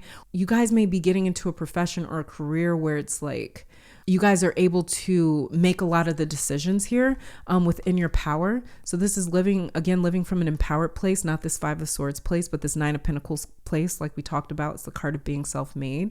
Cultivating inner strength. This card also slid out for you, but it slid out face down. It says starseed, old soul with deep spiritual wisdom, here to evolve spiritually, important mission in life. So some of you, your mission in life is directly attached to your profession or your career, your purpose, in other words, because you guys are an old soul with deep spiritual wisdom, starseed. Also too, some of you guys, you may feel as though you had a past life in like Atlantis or Kemet, aka Egypt. You guys may feel as though you had like a past life, or you're a starseed that is from some sort of advanced like civilization or society, something like that. And that may be why you guys have struggled so much with, like I said, I did start your reading saying that some of you guys, you hate work, or you hate money. Maybe you hate like the concept of money. Maybe you hate the idea about having to work to pay your bills, because you feel as though it's gotten in the way of living life. You feel as though it's gotten in the way of being happy and spending time with your loved ones. And it's like you guys just don't resonate with like, it's like you guys see it as like, that's not the way that life should be. Life shouldn't be like this. I shouldn't have to spend 40 hours at least working a job that I really don't feel passionate about, or I don't feel like it's my purpose, just in order for me to pay my bills. And it's still not enough. And I'm still missing out on all these important moments. I'm still not doing things that I want to do. You guys may feel as though you're not living your life because of all these other obligations or responsibilities, whether it has to do with work or something else. So with starseed, that explains a lot of it, because where you guys come from, in terms of like a starseed, it's like that was not the way of life wherever you guys come from. So a lot of you guys, you may resonate strongly with this feeling ever since you were young of like, I'm not from here. None of this life shit on earth has ever made sense to me. And that would be why, because you guys are just, your soul is not from here. And it's not from a place that's like earth. Underneath the deck here, we have protection, regeneration, and royal power, health protection, protected from evil forces. Okay, so for those of you guys that have been worried about protection, or really feeling as though you need protection, you are definitely protected. Okay, you're definitely protected, and you're protected as well by Wisera Osiris when it comes to you guys traveling too. I don't know why, but when it comes to you guys like astral traveling, I'm talking about.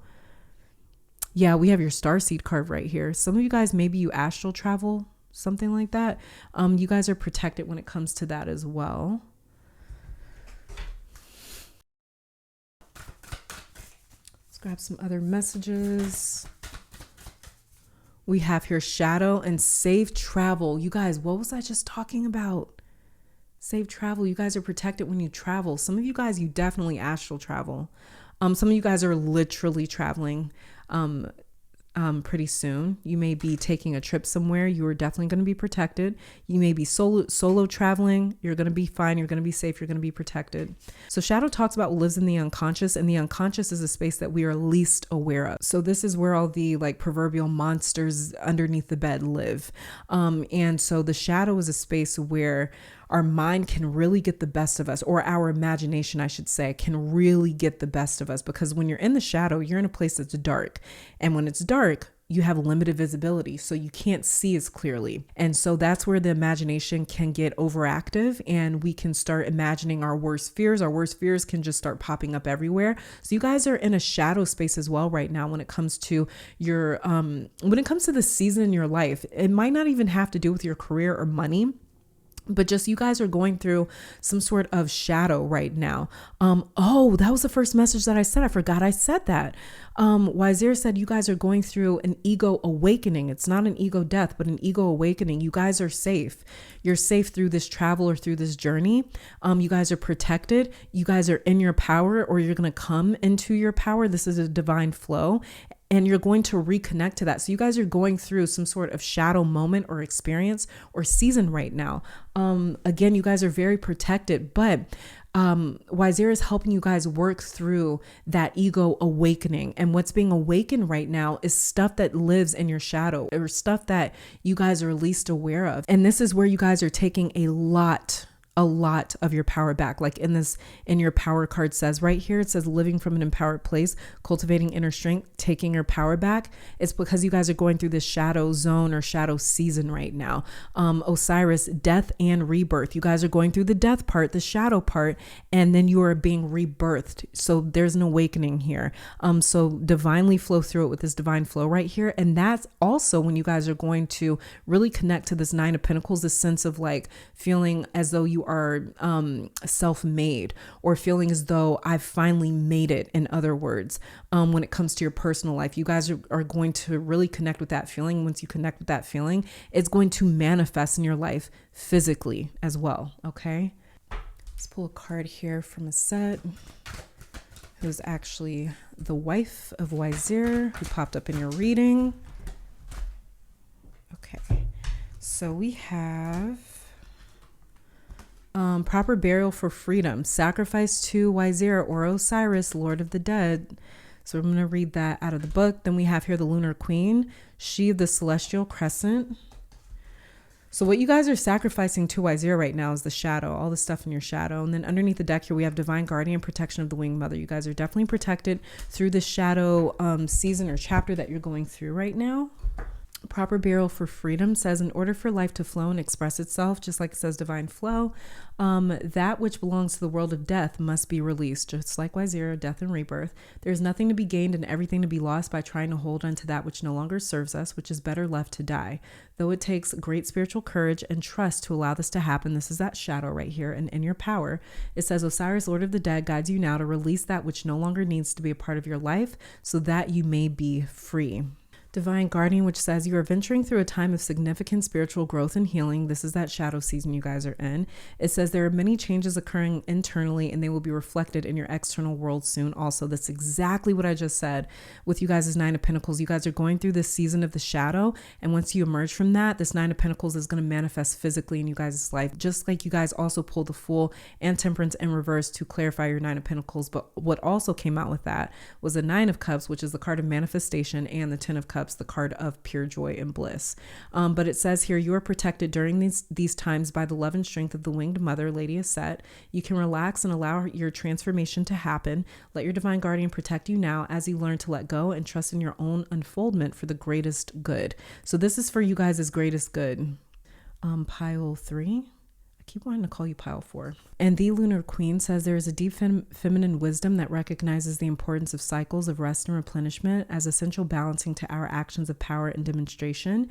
You are asked to allow this replenishment for yourself now, trusting that you are in a cycle of creation that is about to shift into a new phase. Release and enjoy the process without having to control or force it. Like I said, yeah, some of you guys' expectations, it's too rigid, it's too fixed, it's too tight. This is about really releasing and trusting in where you guys are flowing or being led. And then let's get a final message here. Pile 3. Okay, so we have here sarcophagus, and look at that flow coming out again. Nile River flow of abundance. Wow. So there's definitely abundance flowing into you guys' life, or about to. And then we have here sarcophagus that came out for you, initiation.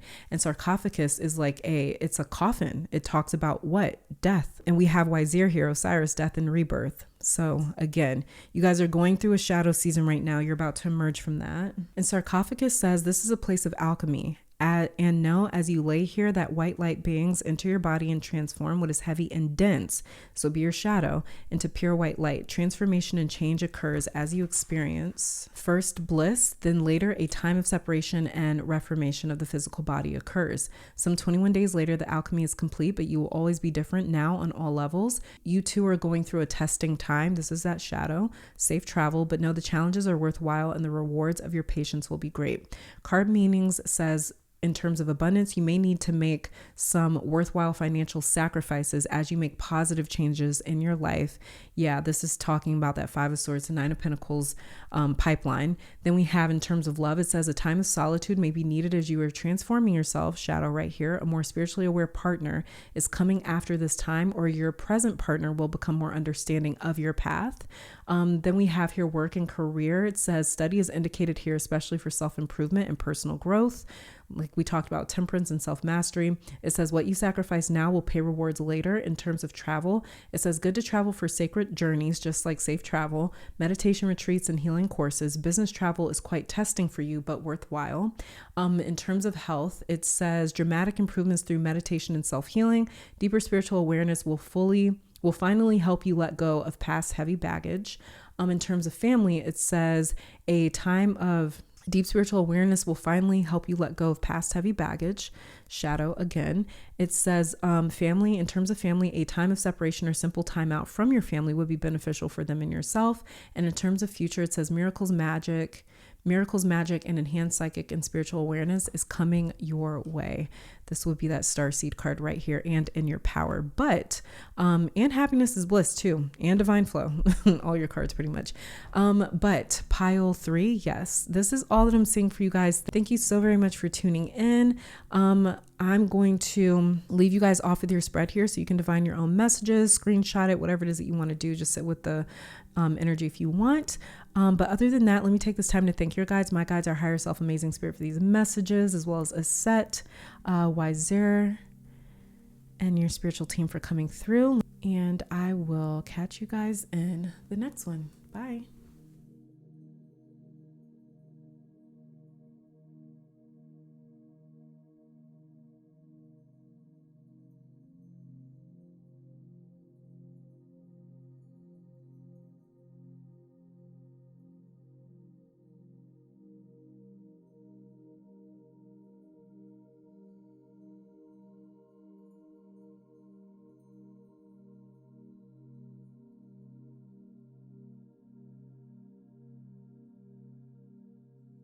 All right, pile 4, welcome to your reading. So we are starting off with your oracle card, and then we'll get to your tarot cards to see what specific commission, netter, spirit, deity, God, whatever or however it is that you see it. But we're going to be looking into the specific netter that is at work in or around your life right now and pulling some messages from them. So let's get started.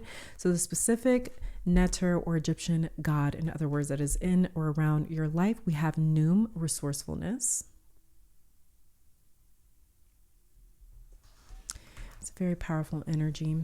And the tarot cards that we have for you, we have the Three of Swords. Then we have the Two of Swords in reverse. And then the Eight of Cups. Starting off, I wonder if some of you have been dreaming of snakes, like aggressive snakes, trying to bite you in your dreams. There's these vipers here in your cards, but they're vipers in the mind. But Noon is a very powerful energy. Noon is a creator netter. And in some creation myths, he would sit at a potter's wheel and mold everything from clay, including the other Netzeru in the body of a living person. He was even thought to be responsible for crafting the Ka. And so the ancient Cometians believe that there were several components that made up the soul, but the Ka was considered the double, similar to like an energetic doppelganger. And it's the same invisible life force behind the power of Heka. So the Ka was the difference between a living person and a dead one. It was thought that once a person died, it was because the Ka left their corporal body. And as you can see, he even has like a person on this Jed pillar here. And these pillars were a symbol of stability. So it's interesting that we have the Three of Swords here. Three of Swords is the card that says some decision was made or something was said or something was found out or discovered that led to a sense of heartbreak and disappointment.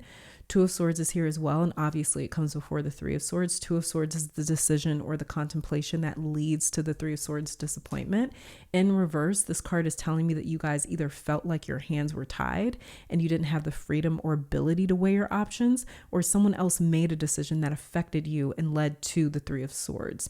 There's some regret here in terms of in you guys' pile that you've been carting around with this Eight of Cups over here. Eight of Cups is supposed to represent a clean break. He leaves absolutely no strings attached. And emotionally, that may be the case for some of you guys, but mentally, because Swords, it deals with the mind, there's traces of this regret left over or left behind. So Noom wants to talk about what you guys have internalized, in other words. That's why he showed me vipers too. Okay, so I don't know if this is how you guys have been speaking to yourself or treating yourself, or if you've developed more of like a pessimistic outlook.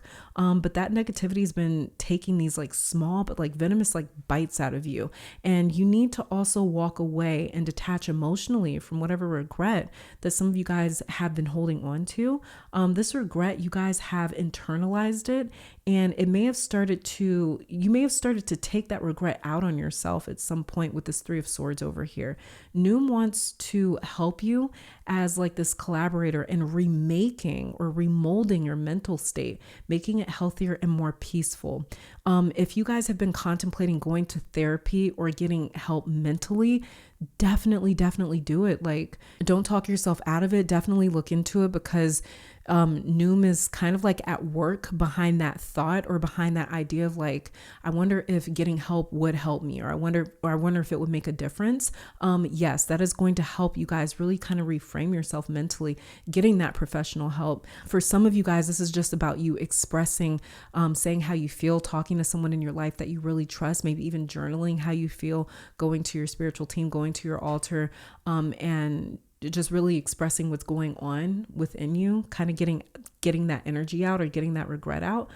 So yeah, Noom definitely wants to help reform or remold you guys' mental state, making it healthier and more peaceful. He also wants to help get rid of these, they're coming through again as vipers from your mind and your energy and your vocabulary. These are even vipers in your throat chakra, the way that you verbalize, the way that you use your words, the things that you say, because our thoughts, words, and actions, they crystallize into form, especially the subconscious ones, because that might be the only way to get our attention, deal with it and then shift our thought pattern, is when we sort of say things or think things or put energy into something and then it manifests. A lot of times things manifest in order to get our attention, so we can actually work with those feelings or those intentions or those words in the physical form, because it's easier for us to tangibly interact with it. Sometimes they manifest like that so we can work with it in the physical form and actually reframe or remold the way that we see things. So also get clear on what you want as well, pile 4. Intentionally create, just like Noom, who's in your energy or is around you. You may be feeling down or stressed. You may be mentally in a place that you don't like, but Noom is suggesting to detach from the definition of what you're feeling like it's either good or bad and just see something as energy. Because once you realize what it is, you can channel that energy and then steer it towards what you want. And it's so important to open your mind, broaden your horizon, and to see beyond whatever this regret or disappointment may be. Sort of glass half empty versus half full. How do you see or expect life to go? Has there been some self-sabotage where you leave? Eight of Cups, the moment that you think something or someone is going to disappoint you with the Three of Swords over here. Noom wants you to be resourceful. And so these cards are saying that some of you leave or abandon things at the first sight of problems or challenges with the Three of Swords over here. Two of Swords in reverse, it's like, I'm not going to deal with that. I don't want to deal with that. Maybe you guys leave a little too soon. So work through the challenges if it means something to you. Pile 4, of course, if it means something to you. But let's start grabbing some additional messages here. So we have here magic opportunity, and it says, embrace the unexpected, seize the chance for transformation. So there's a chance or an opportunity for transformation here. And then it says breakthrough, navigate life's many twists and turns with elegance and resilience. This would definitely be Noom here, talking about working with the different twists and turns, working with surprises in your life, working with the twists and turns that have led to disappointment or that have led to regret. Again, not seeing something as either good or bad, but just seeing it as energy, so you can actually, use it and work with it. And like it says too, this is sort of navigate life's many twists and turns with elegance and resilience. This is sort of like what I was saying. And it also says magic opportunity. This is basically what I was saying, like some things manifest in the physical sometimes. So we can work with it in the physical realm, and actually turn something around or change something. So yeah, seize the chance for transformation. And then underneath the deck here, we have here what's said: tune into the silence for truths that words cannot express. This is that Two of Swords in reverse for sure. Listen deeply. And then it says quiet moments. Seek solace in the silence where clarity finds its true voice. So some of you guys, you just need some time to yourself. You need some time away. Maybe you need some time to think, contemplate. Two of Swords in reverse right here. Eight of Cups is also somebody, as you guys can see, he's leaving these cups behind, and he's leaving by himself. He's not taking those cups with him. So some of you guys, you may need some time alone. You may need some time to decompress, to think, to review or look back on things, or to examine whatever's going on in your life, or look at what has happened. Some of you guys, you need that time, and it's an opportunity for you to again remold the way that you are perceiving your life, or the way that you guys are seeing things and seeing the way that things are working out. This is an opportunity for you guys to take whatever it is that you see and to work with that, and to turn things around, or to change them. And it might not even be for change. Some of you guys, maybe you just need to detach, maybe you need to walk away, or maybe you just need to quietly observe, just like it says quiet moments right here. Let's grab some other messages.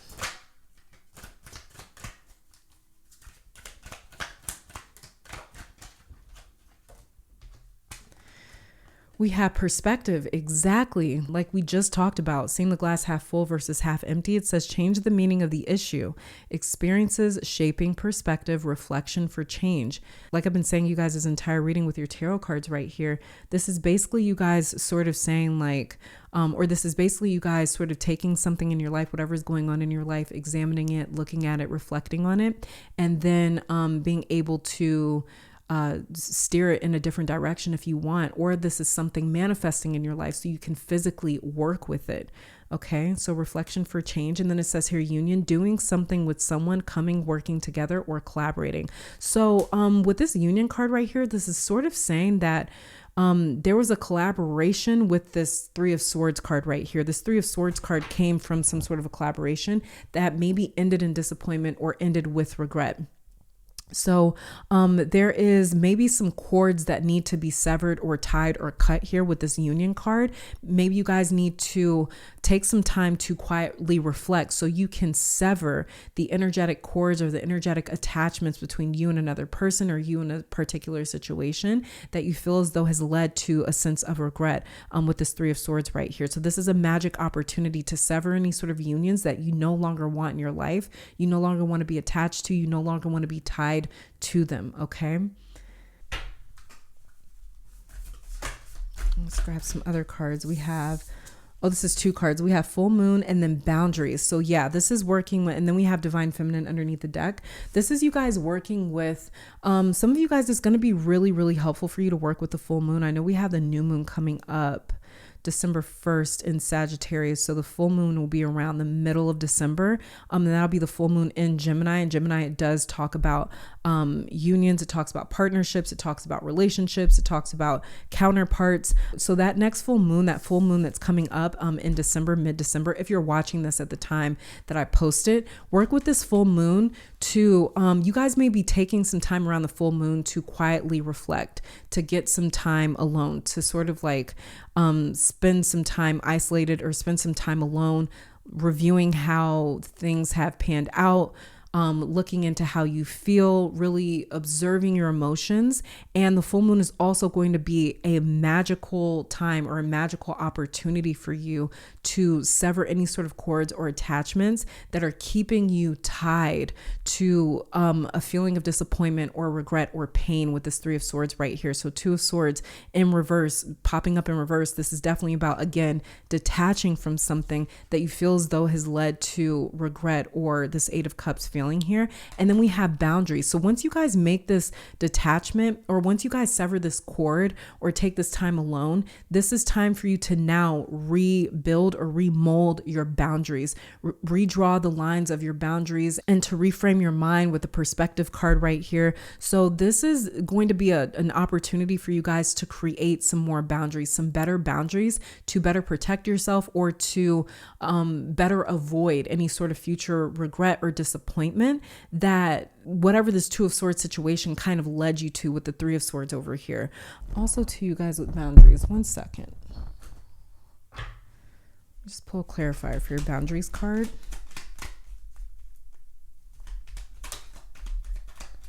Seven of Cups. So this is about emotional boundaries. And then we have Ten of Swords underneath the deck in reverse. So this is about emotional boundaries as well as even mental boundaries, because we keep getting a lot of swords in your reading. So again, this is about the mind. Yeah, you were the pile where I was talking about vipers. There's vipers, mental vipers. You guys, you may even be dreaming about snakes that are aggressive in your dreams. This will be that full moon card right here. You guys being really connected to whatever's going on in your life in a spiritual sense, where you're seeing it or you're experiencing it in your dreams, because this is your subconscious really coming up to meet you consciously, and is trying to crystallize so you guys can actually deal with it in physical form. So yeah, this is talking about emotional boundaries. This boundaries card right here is talking about emotional boundaries. Seven of Cups, it obviously comes before the Eight of Cups. So this is, again, with the Seven of Cups, he's almost like observing all these different cups, or maybe he's making a choice. He doesn't necessarily know the contents in each cup. He has really no clue what's inside of each cup. He just sort of shoots a shot. He makes his decisions as best he can. So Two of Swords in reverse right here. Again, talking about making a decision, trying to make the right decision. So for you guys, you may need some time alone to make the right decision, to really reflect on what it is that you need to do next, or the next steps that you need to take. But this is also a time for you guys around the next full moon. Whenever you're seeing this, you may be seeing this after December, the next full moon that comes up for you. Google, like, what is the next full moon? Work with that full moon in terms of setting like boundaries in your life. Or if you guys need to talk to someone and express to someone or a situation like, hey, this is where I need some better boundaries. This is where I need you guys to respect my boundaries. Then definitely have that conversation if it's necessary, especially when it comes to union or any sort of relationships that you guys may have in your life. Okay. So this is definitely talking about emotional boundaries, not being emotionally available or accessible, so much in a certain situation, because it's brought regret or it's brought disappointment. It's brought a level of pain. So you guys need to protect yourself emotionally. Okay. By setting some new boundaries. Let's grab a message here from a set.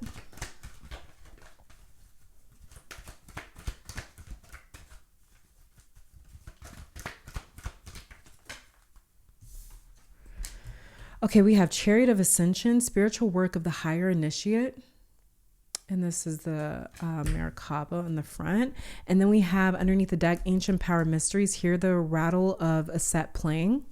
So I'm going to read both of these out of the book for you, just her message to you guys, because she's a very protective energy. So Ancient Power Mysteries here says, the rattle of a set, the sistrum is playing in the hand of the goddess now. Can you sense it with your inner hearing? Its vibration reaches through your crown chakra and enters your body, initiating you into great ancient power mysteries of sound, creativity, and healing. This is a time when words and music will become increasingly important on your spiritual path and healing journey. So you guys, with this card right here, this is basically a set kind of telling you guys or preparing you guys and saying that your clairaudience is going to be really, really activated through this situation here, through this experience. And clairaudience is clear hearing. It's the ability to sort of hear the spiritual realm or hear your intuition, for instance. So there's going to be a lot of information that comes to you guys through your clear hearing.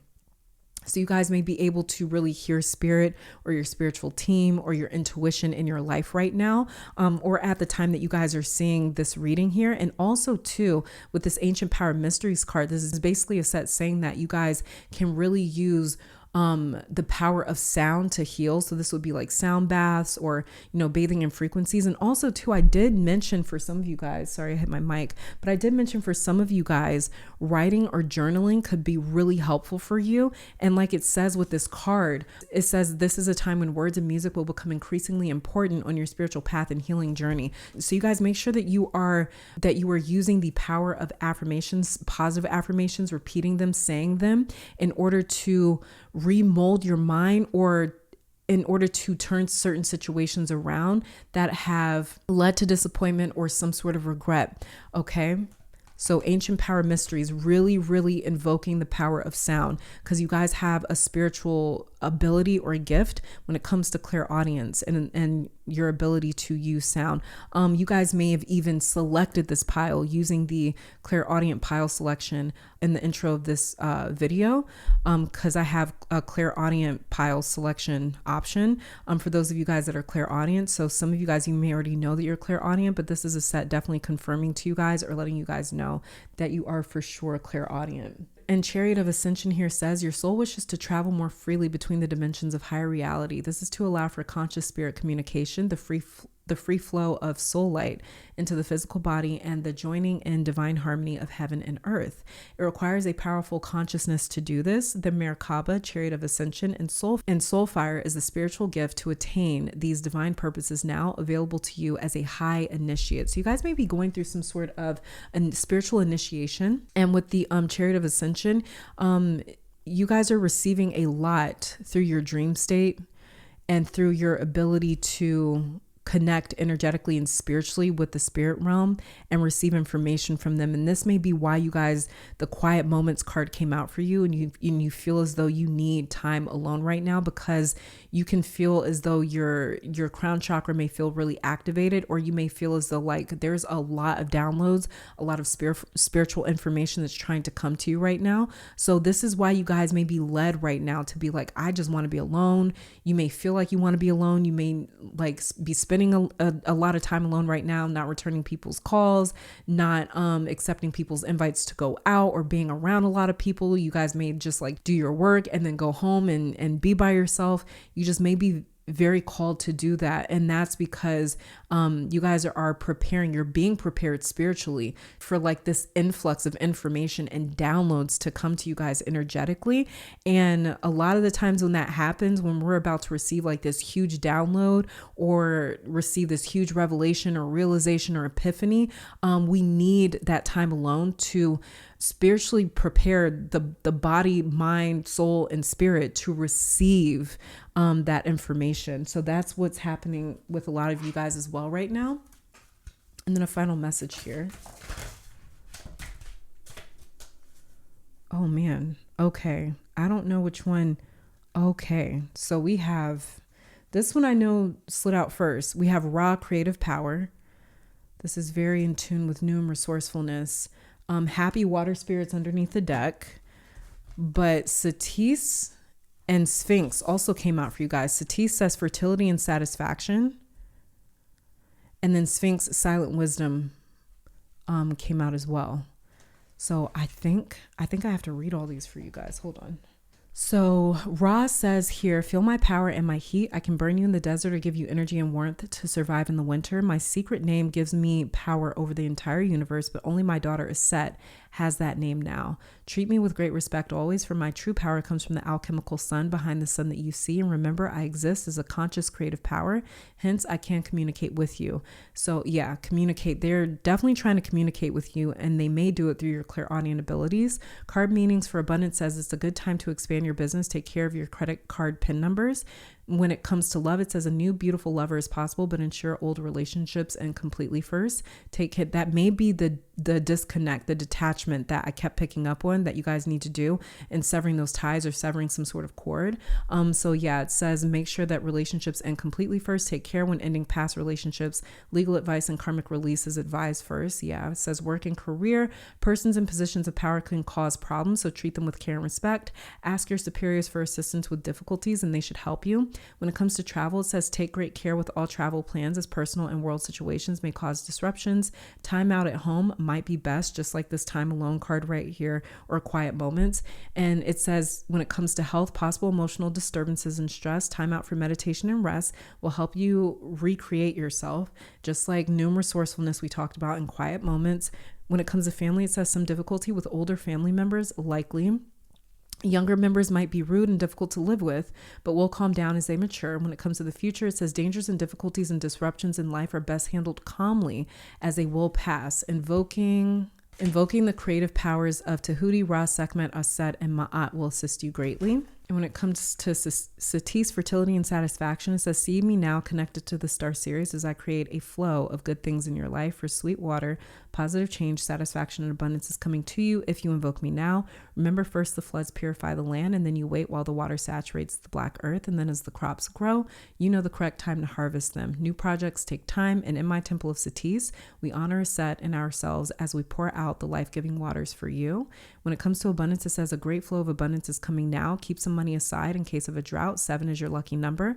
When it comes to love, an abundance of love is coming, or rather flooding your way. Your true star soulmate is hidden from you, awaiting the correct time to appear. When it comes to work and career, work as an energy healer or yoga teacher should be considered. A successful new career awaits you. When it comes to travel, sailing along the River Nile would be wonderful for you. Travel for business, holiday, or spiritual purposes will be successful. When it comes to health, bathe in the sea or a river, or simply the bathtub to connect with Satis to clear energy blocks. Energy healing would be helpful. When it comes to family, a pregnancy for you or one of your family is possible. Children leaving the family home will be safe. When it comes to future, new beginnings and satisfaction in your life and work bring a flow of spiritual awareness to you. And finally, with the Sphinx over here, it says, I come as a silent watcher from ancient days and know I stood guard as pyramids and temples were built there. I infused my fire energy into the Great Pyramid until it became a connecting point between heaven and earth. Then my spirit returned to the sky for many eons of time, but now I am back to infuse my silent energy into the many who meditate with me. This is again that quiet moments card. It says, my wisdom and power is enormous, but can only be accessed by the wise in silent and deep meditation. Yeah, this is that quiet moment. Abundance, it says, good for long-term financial investments, but beware of short-term credit. Practice giving quietly to others in need to later improve your abundance flow. When it comes to love, stay with your current partner for now. Seek spiritual healing for past life lessons. When it comes to work and career, good for studying long-term employment and making plans. When it comes to travel, good for travel to all ancient places of power. Business travel will be safe. When it comes to health, no sudden changes. Invoke Sekhmet and the spirit of the Sphinx to help and assist with chronic disorders. When it comes to family, it says a reasonably settled time for family matters. Hidden concerns may be revealed. When it comes to the future, the answers you seek will take time to be fully revealed. Meditation is important now. Sometimes silence is the best wisdom. And pile 4. This is all that I'm saying for you guys. Let me take this time to thank your guides, my guides, our higher self, amazing spirit, for these messages, as well as Noom and Satis and Ra for coming through. I'm going to leave you guys off with your spread here so you can screenshot it or sit with their energy and divine your own messages if you feel called to. But other than that, I will catch you guys in the next one. Bye.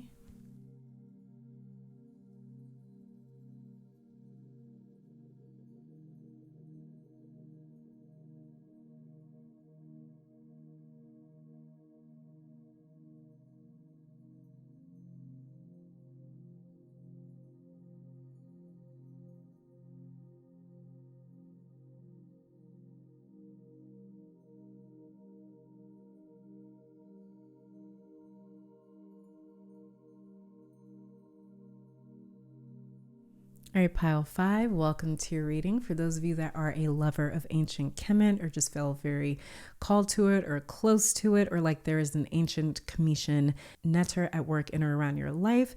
So we're going to be looking into some messages, pulling some messages and information from them to you right now. So getting started, the ancient Commission netter at work in your life right now, we have Amun-Ra creation. Very powerful, maybe the most powerful. In the Commission tradition. And then the tarot cards that we have for you is the Ace of Cups in reverse. And then the Lovers also in reverse, but I have to cover them up. All right, pile 5. Amun wants to talk to those of you that feel drained by someone important in your life. You may feel taken advantage of, or like you are at wit's end. You've given everything to make someone happy or make the connection work. Amun wants to talk to you about a relationship with the Lover's card right here that you've given a lot of yourself to with the Ace of Cups in reverse. This Ace of Cups in reverse is saying the energy that you have invested in, the way that you have shown up has been sacrificial. You've changed parts of yourself for this connection, possibly with the Ace of Cups in reverse. This upright is the card of divine intervention. God or the universe have handpicked you to receive this blessing. They've given you this blessing. And so Cups deals with emotions, subconscious, heart's desires. This is who you are at your core and what you came into this life with, or what you have been spiritually afforded. So in reverse, this is rejecting the way that God made you, or trying to change parts of yourself that make you special or unique or a divine gift on this planet. So this Ace of Cups in reverse could be saying that I've given my best to someone and it wasn't good enough. They got the best parts of me and it wasn't enough. And yeah, it says creation on the Sun Moon card. So some of you have gone great lengths to maybe change the way you speak or dress, or maybe change your personality or your profession even, because you keep choosing this person or relationship or situation specifically, or maybe it's love in general over yourself. You keep choosing it over yourself. And this is what feels sacrificial about this, your spread here. Ace of Cups in reverse is questioning if you are good enough, doubting who you were created to be. This has drained a lot of you of your own power, because your authenticity, who you were created to be, that is your superpower. And it is up to you to validate your own value of beauty or purpose or self. You have to do that first. And so the Ace of Cups here, Spirit gives us this cup first before we give it to anyone else. So in other words, you have to fill yourself, love yourself, appreciate yourself first before you can properly invest it or give it away and then receive it back. That's what the Suit of Cups talks about in tarot. So this doesn't have to be like a lover or a relationship. We do have the Lover's card here, but it can represent at its core some sort of a counterpart. And counterparts or soulmates, in my opinion, can manifest in many different forms. It can come into our life as a friend or a purpose or a career. Love isn't exclusive to romantic relationships. We can and do love a variety of things. So to me, lover symbolizes our perfect match, something that we belong to or belongs in our lives. So what do you feel you've made sacrifices for, have changed for, have fought for, and love, but it doesn't love you back? Lovers also represents attraction. In reverse, this is unrequited, where only one party is showing up as a lover. The other party, the other one isn't. This is like I love something, it doesn't love me back, or it loves me, I don't love it back. It's not being returned. There's no reciprocity here. So it's like it's incompatible and very unbalanced. So this can also talk about something that you feel you've been chasing and this other party has been running away. And this again could be anything. Do you feel like you have been chasing money, for instance, and it evades you? You can never catch it. Or maybe some of you do catch it, but you can't hold on to it. What would that be in your life? That's what Amun-Ra wants to change, because it's been draining you. There's some of you that feel empty behind this chase, or like you lost yourself in this pursuit. Amun-Ra is an amalgamation of Amun and Ra. Amun is the hidden one. That was the Neter who created the entire universe. He was a part of the Ogdode, or otherwise known as the Primordial Eight, which is the first set of beings that existed before anything else existed. But Amun was so powerful. He was thought to have created himself by meditating for a very, very, very like eons of time. He spent that time just meditating on his own being, on his own existence, and he manifested himself into form. And he was also associated with the wind. Ra was the Neter of the sun, and he was the manifestation of power itself. Amun-Ra, at some point during the Middle Kingdom, they kind of combined them together. This is also too talking about like a karmic connection, something that is like a past life connection. This could be like a past life contract, a past life bond, a past life attachment, a karmic attachment. And it doesn't have to be a past life. So when I say like a karmic attachment, this just means that there was already like energy here that was like old or had expired. There's like older energy here, dense, heavy energy here. That coming into this connection or coming into this situation. So when we're dealing with karma, we're dealing with something that we're dealing with energy that we have invested time and time again, over and over again, to the point that it's become karmic. It's become a karmic cycle, or it's become a pattern. For you guys, there could be some sort of karmic connection here at play. And this is why it feels like it's returned. It's yielded so little for you, or such few fruits for you, is because it's karmic and it's time to let it go, possibly. But you guys are going to know intuitively if it's time for you to let it go. Let me pull a clarifier for your Ace of Cups in reverse. That flew out. We have the Two of Wands right here, Hangman in reverse underneath the deck. Yeah, this is something that you guys aren't necessarily seeing clearly. You're not realizing that you are the gift. Okay. With the Hangman in reverse, Hangman is the card about seeing things clearly. He finally sees things clearly as he is hanging on this cross waiting to die.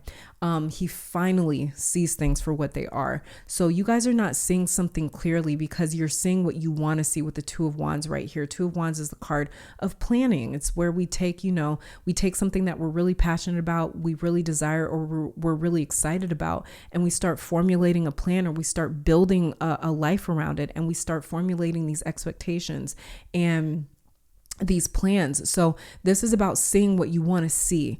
And you're not seeing something this is why you're not seeing something clearly, because you're seeing what you want to see. Clarifier for the Lovers in reverse here. This is a chunk of cards, so let me keep shuffling.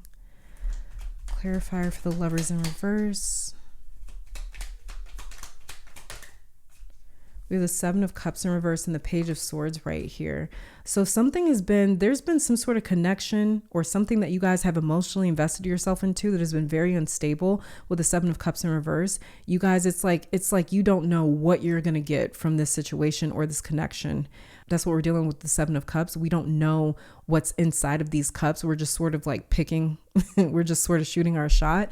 With the Page of Swords here, this is almost confirming the message that I got at the end with you guys' tarot cards about this possibly being a karmic connection, because the Page of Swords is talking about a lesson, something that you're supposed to learn from this Lovers in reverse situation. Let me get one more look at that. Lovers came out again. You guys see that? Lovers came out again, and it came out in the reverse, and I have to cover it up. And then we have the Nine of Pentacles in reverse. Some sort of connection or relationship or person or situation has almost made you guys forget your worth. Nine of Pentacles is the card of being self-made. It's the card of working your butt off to get to a place where it's like, I am taken care of. It's like princess treatment. It's living the soft life. You're living a very good, comfortable, luxurious life. In reverse, this is the opposite of that. This is living in scarcity, or having a scarcity almost mindset, because you don't feel surrounded by abundance or luxury.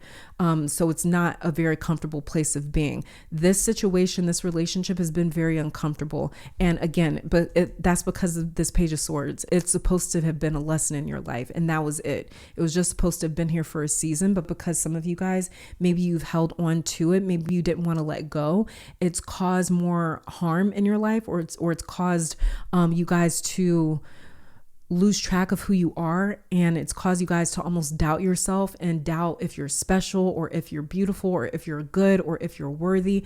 And you are, but it's you holding on to a lesson. A lesson is meant to teach you something, and a lot of the times we learn through consequences, whether they're painful or not. So for you guys, it's like this situation is a consequence. It's not necessarily a gift or a reward. Okay, so yeah, for sure. Lovers coming out again and in the reverse position. Let me cover this back up. Yeah, this is definitely Amun-Ra saying this is something that it's karmic. It was meant to be a lesson, and it was meant to show you guys how special you were. It's meant for you guys to realize that, hey, this other situation or person or party or connection, it doesn't deserve this part of me.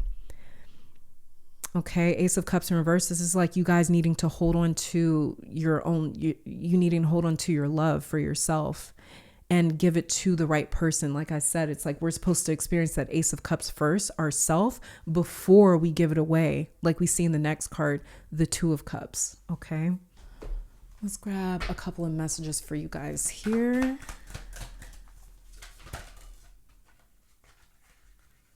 Okay.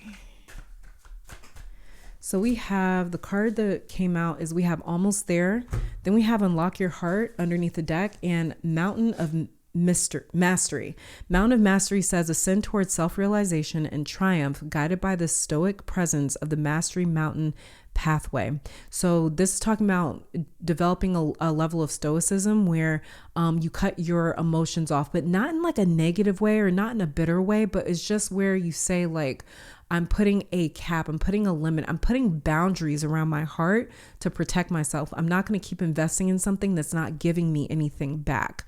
And it's also talking about ascend towards self-realization. Again, this karmic connection was meant to be a lesson to help you guys ascend towards self-realization, like we talked about earlier. In Peaks Reached, it says celebrate your achievements and savor the triumph of your ascent, for you have climbed high and earned your view. You guys are going to end up climbing high. You guys are going to end up reaching some sort of mountain or a peak in your own life where you come out of the situation feeling accomplished and realizing everything that you come with and how invaluable that is, or how priceless that is, or how special that is.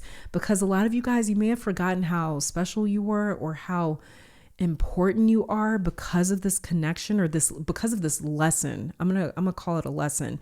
The card that we also have here is Almost There. Persist with faith, for you are on the brink of a breakthrough. Your efforts are about to bear fruit. And what were we talking about? We were talking about you guys' efforts, what you're investing, what you're trying to give with this Ace of Cups. In reverse, it keeps getting rejected, or it's like you're not getting anything back from it. You guys are about to get something back from it. So this lesson is about to give you, it's about to give you something back, because you guys have been involved in this lesson for a minute. And one last move, it says you have come far on your journey. Keep going and you will soon see what you have accomplished. Yeah, you guys are about to accomplish something. This lesson is about to pay off. And then we have Unlock Your Heart, embrace vulnerability, let love guide your journey to self-discovery. So it's definitely love that was guiding you guys to your journey of self-discovery and realizing, Ace of Cups right here in reverse, realizing what you have, realizing what the Most High gave you or how the Most High created you to be. Okay. And then we also have Carried Away, let yourself be caught up in the whirlwind of a romantic moment.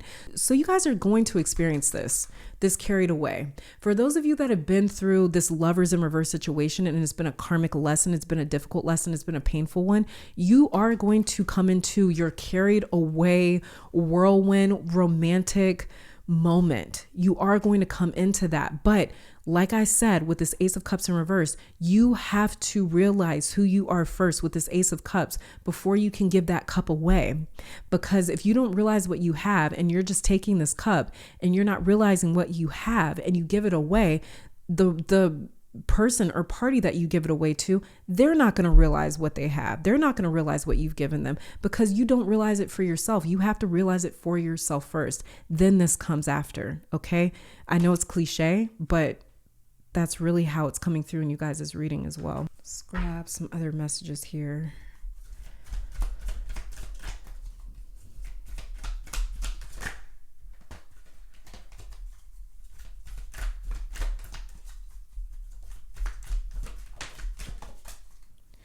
Okay, so we have, wow, sacred sexuality, legacy, and then underneath the deck we have the rise. Okay. Legacy here says contribution to future generations and enduring impact, earthly possessions. You guys may have broken some sort of pattern. Yeah, I was talking about a karmic lesson or a karmic relationship or situation. This may have been karmic in the sense that it has been traveling maybe down your family line generationally. So you guys are also breaking some sort of pattern here that may have been in your life or in your family for a long time. And you guys are shifting the legacy that you're going to end up leaving behind by going through whatever this karmic lesson is. Then we have here the rise, just like how this mountain card here talked about you guys' ascent. It says rebuilding from the ground up, reborn as someone different, rising from the the ashes. This is what you guys are gaining or earning from this karmic lesson that you're going through. And then we have here what it says: sacred sexuality, infinite flow of divine love, intimacy in your relationship, sexual energy. So you guys are going to experience that infinite flow of divine love. You're going to come into a relationship where there is good amount of intimacy. It's healthy intimacy and sexual energy as well. So you guys are going to experience the type of like relationship where it's healing for you. You're going to experience a type of relationship where the sexual energy is good for you. It's healthy for you. It's healing for you. It's not something that you like have to, detach yourself from and cut cords and do all this like energetic healing and spiritual healing and all this other stuff. No, you guys are going to connect with your counterpart that you're meant to be with. You guys pulled the Lover's card twice. It's in reverse because you guys are going through some sort of a lesson with love or a particular partner or a relationship. But it's all about the lesson that you're going through is all about how you give away your cup. It's all about how you give away your soul, your heart, what is priceless, what nothing on this planet could buy from you. Okay, this is something that the divine, that the universe gave you. It's the way that it created you. And that's what you guys have been giving away to people that aren't deserving. But this has been a karmic lesson for you. Okay, let's grab another card here for you guys.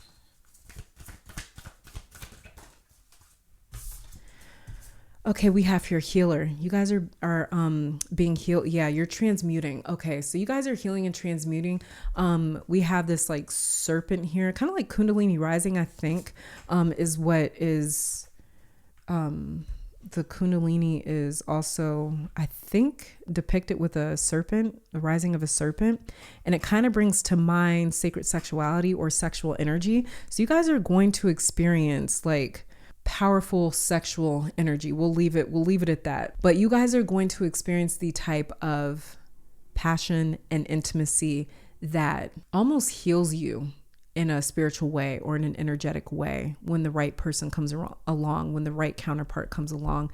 There's a lot of energy that you guys have been transmuting as well through your relationships, through your partnerships, and through your sexual energy with sacred sexuality right here. So some of you guys, you've been using sexual energy in order to heal and transmute past energies or karmic lessons, karmic energy, things like that. It's been working. It's been healing a lot in your life. And also too with healer card, a lot of you guys, you are healers. You may be gifted in the tantric arts, or you may know how to, you guys may be learning as well with this karmic lesson that I've been talking about your entire reading. It may have taught you how to transmute or use the power of sexual energy to heal certain like spiritual afflictions and stuff like that. So you guys may have awoken to your ability or your gifts as a tantric healer or something like that. Let's pull a card here, a message here from a set. But you guys are also healers. For those of you that feel like healers, you guys may be gifted at healing relationships, healing romantic partners, healing people's womb area, healing people's sacral chakra. You guys may also be able to see spiritual afflictions around somebody's sacral chakra, and you may be gifted with that. With this eye here on this card, you may be able to see what's in people's sacral chakra area. So you may be able to see spirits on them or in their sacral area.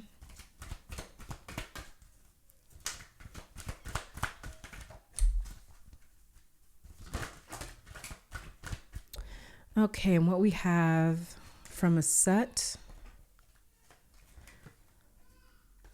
we have talismans of potency, charging sacred objects of power. Then we have Temple of Carnelian, entering the fierce belly of Sekhmet, and then soul retrieval, deep soul healing with the goddess, just like healer card right here.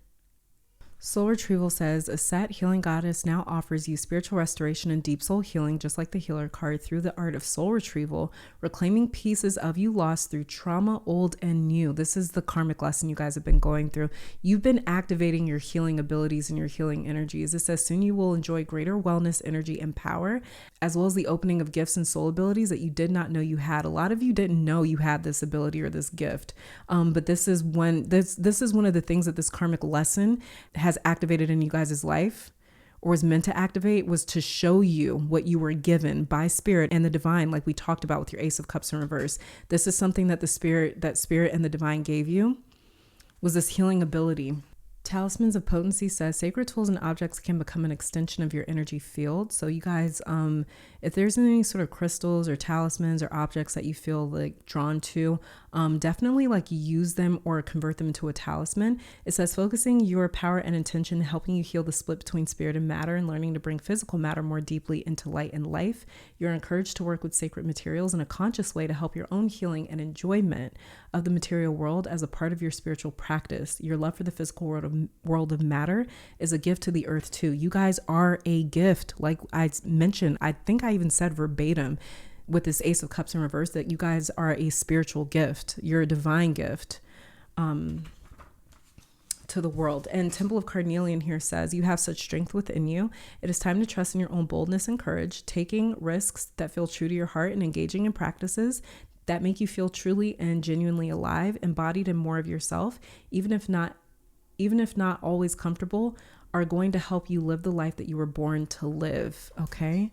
So this is Sekhmet definitely coming through. And like I said too, because it says here, entering the fierce belly of Sekhmet. Like I said, some of you guys, you're able to actually see what is in people's sacral chakras, the energies, or maybe like the spirits, if you see it that way, that are in people's energy or in their harboring in their sacral area. And that's where all of our sexual energy is as well.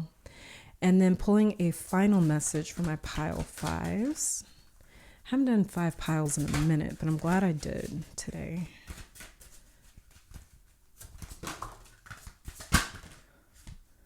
Okay, so we have here Horus, slow victory turned over, Selket, magical protection. And the card that came out for you, we have Neckbet protection. Okay, so 1 second. Okay, and it says, Neckbet here says, I wait and I pray over you so you awake with clear thinking and clear eyes. Never fear me, for I am simply waiting for you to bring your plans to success. And as you are tested, I rejoice in your success. It says, your enemies will be defeated if they do you wrong, for that is why I have the Eye of Ra on my head. See me as and then we also have the Eye of Ra over here as well, or one of them, the Eye of Horus, this might be. But it says, yeah, see me as a protector of those with strong spiritual principles. And card meanings when it comes to abundance, it says your money is safe, but avoid overspending. A good time to invest rather than expand a business. When it comes to love, watch and wait for now. A time of inner growth is needed for you or your partner. This is that Ace of Cups in reverse, that karmic lesson we talked about. When it comes to work and career, it says spend time in self-development and study. Later, you can expand into a new job or career when the time is right. Allow 3 months at least. This could be the abilities that you guys are opening up to, and the fact that you're opening up to your healing abilities too, and wanting to turn that into a profession. When it comes to travel, it says a good time to attend spiritual and healing retreats. Some minor delays of flying should be allowed for, but you will return home safely. When it comes to health, some time out is needed. If not, you might end up in hospital. Slow resolution of health concerns, but eventual success. When it comes to family, you may need to protect family members from others who wish them harm, or to stand up for their rights. If your protection is justified, it will be successful. And when it comes to the future, your future will be safe, even though you feel quite tested at present. And Horus, slow victory, says, my statue at Edfu Temple cannot fully represent my true glory and power. You two are not yet recognized for your true abilities, and success will take time. There are still trials to overcome. So call on my mother. Like I said, this is a lesson that a lot of you guys are involved in, but it says, so call on my mother Set and goddess Ma'at, who assisted me until finally I was victorious over Set. And when it comes to abundance, it says money and success will come later, but there will be some delays. When it comes to love, do not enter a marriage or a committed relationship at this time. Delay decisions of seeking divorce and seek spiritual counseling and karmic release first. When it comes to work and career, delays in having your work recognized and promotions pass you by for now. Good time to undertake spiritual and work-related studies. When it comes to travel, best to rest and meditate at home for the present. When it comes to family, it says some dissent and anger between family members, which will take time, but eventually resolve successfully. When it comes to future, it says success continues to evade you at present, but will come with persistence. And pile 5, this is all that I'm seeing for you guys. Thank you for tuning in. Let me take this time to thank your guides, my guides, our higher self, and amazing spirit for these messages, as well as Horus and Amun Ra and Aset for coming through. I'm going to leave you guys off with your spread here if you want to screenshot or sit and divine your own messages. I'm going to give you guys the opportunity to do that. But other than that, thank you guys for tuning in, and I'll catch you in the next one. Bye.